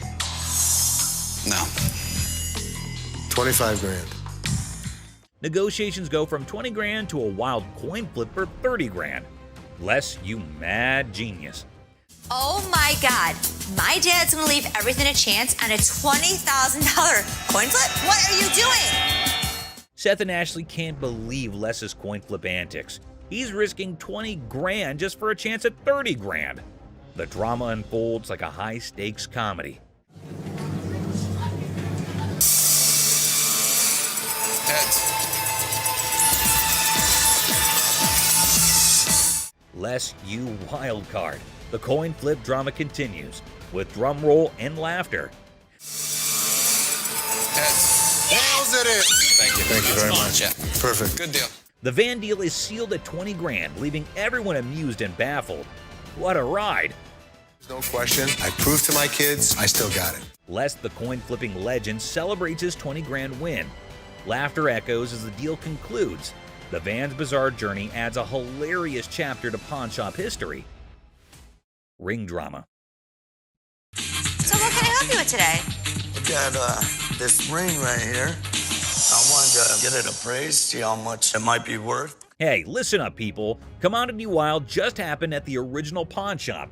Imagine this dude who looks like he just rocked out at a concert stepping in, holding a ring that has probably seen more action than a library book. The crazy twist, he's not there to show it like a rock star. He's trying to sell the thing. I also wanted to know how much you guys would give me for it. Like as a pawn, and then I pay it back. Okay, when I give you an appraisal, that's not how much I'm gonna give you in pawn. So he's all proud, telling the pawnbroker how this ring is worth a ton of money, when, out of nowhere, a lady burst in like a storm. What the are you doing? She's on a mission to figure out why her precious ring is about to be someone else's fancy jewelry. Cue the dramatic music, folks. Why'd you take my ring? Well, I wanted to see how much it was worth. Bull. Now our rock star wannabe is caught red-handed, dealing with an angry lady dead set on getting her shiny thing back. It's like a soap piece crashing into a rock concert, and the pawn shop is the main stage. I just wanted to know how much it was worth, that's all. You're a liar. Why'd you take my ring? I'm sorry. What? Things get intense as the lady slaps the crazy guy not once, but twice. And suddenly, the whole place goes silent. You could hear a leg drop, or in this case, a ring hitting the counter. The other people in the pawn shop are stunned, wondering if they accidentally walked into a live reality TV show. You're a idiot. Can I just have my ring? Well, Yeah, he's it's the one that hers. gave it to me. That's hers. Just give me my ring. Our lady does not waste any time. She grabs the ring back, making it clear her bling is off limits. Right now. The embarrassed and confused rock star lookalike gets pushed out of the pawn shop by the triumphant lady. There you have it, folks, a ridiculous blend, up and a super dramatic autumn at the pawn shop. Turns out the real treasures are not just the bones for trade. Who would have allowed pawn shops could be this amusing? Stay tuned for the coming occasion of pawned out drama. Clown Prince. In a small pawn shop on the corner of Chuckles Street and Guffaw Avenue, things got really funny one day. A guy walked in with so much makeup on his face that he looked like he just stepped out of a play. The shopkeeper, who was used to weird stuff, tried hard not to laugh as the man approached, sporting a rainbow wig that seemed to stay on by magic. I need to sell this earring because my little red Corvette broke down. Oh, no kidding. Absolutely. Wow. The man, looking mischievous, whipped out a fancy earring from his pocket and showed it off with a big dramatic gesture. The shopkeeper, holding back a laugh, checked out the earring like it was some royal treasure. You know who I am, right? No. Who are you? You don't know who I am. But actually, it looked more like a toy you'd find in a cereal box than something fit for a king. 1,000. I'm just asking for 1,000 just to get my limo.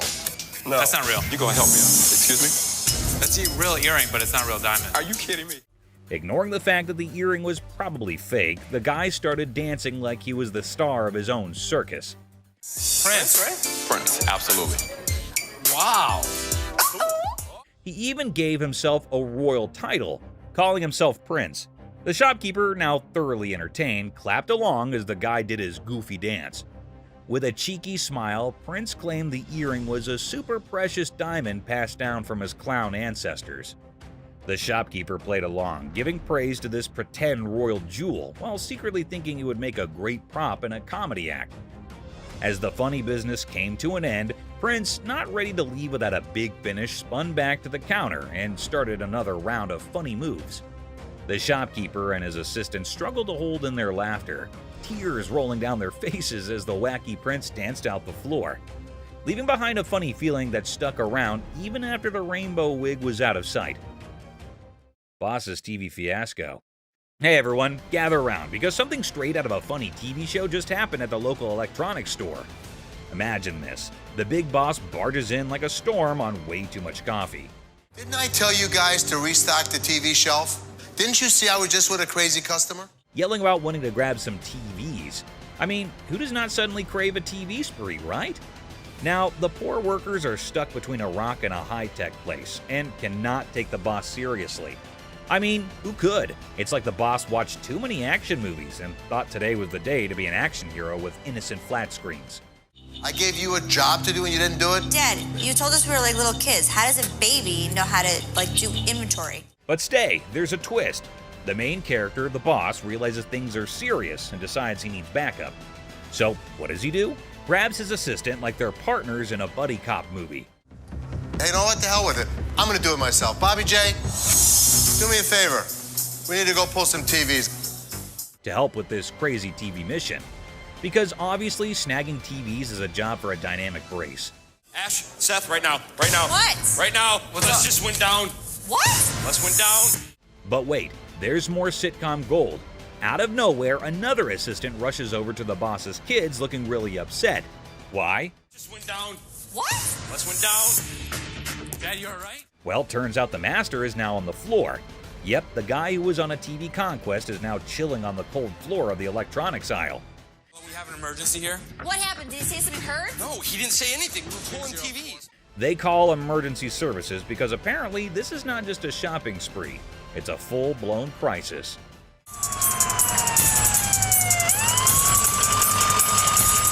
And then comes the ambulance. The daughter dramatically points at the approaching rescue vehicle, as if it's the hero cavalry coming to save the day. My dad's always been the strongest person I know, and right now he's completely helpless. I can nearly hear the wacky sitcom music playing in the background. It's so crazy, snaggletooth, and, well, just another day in the unpredictable sitcom that's real life. Stay tuned for the coming episode. People more adventurous with the boss and his search for TVs are coming your way. Crazy store comedy. What's up, Grandpa? Where's your costume at? There. Corey, that's not a costume. In a super silly store, there's this hilarious pair that could out-funny any comedy show. Watch this, an old grandpa wearing a hat that is seen way too many times, with a black band covering one eye. Right beside him is his son, with a hairband that seems to have its own crazy magnetic pull. A mix of colors that should not make sense on air.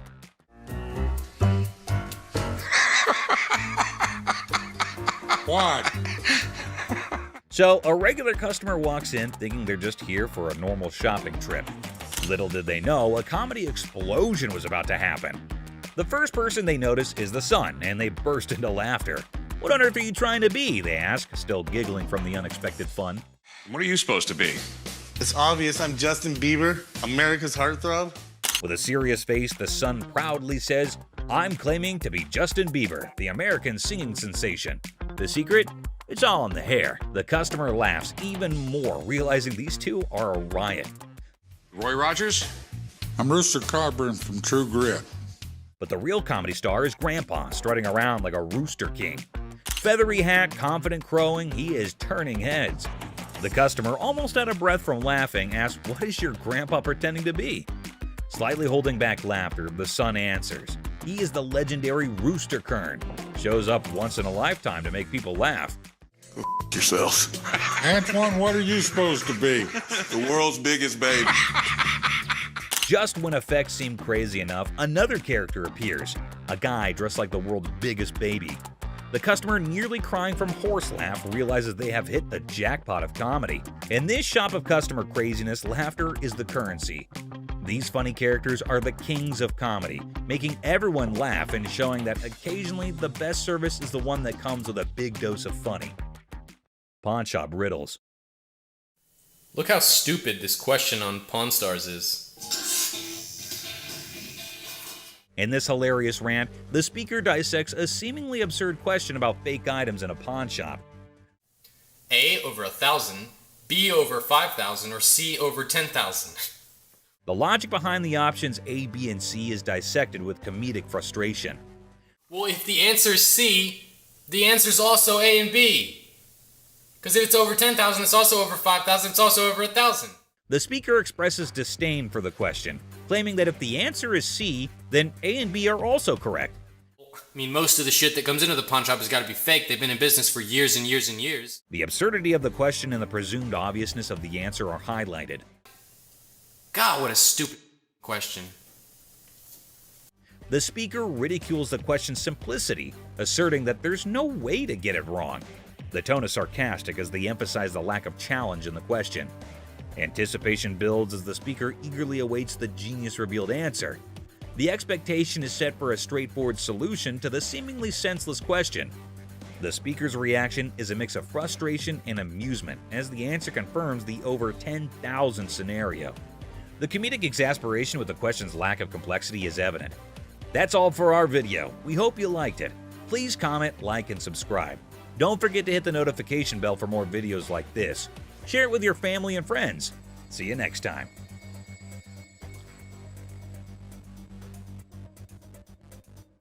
I mean, most of the shit that comes into the pawn shop has got to be fake. They've been in business for years and years and years. God, what a stupid question.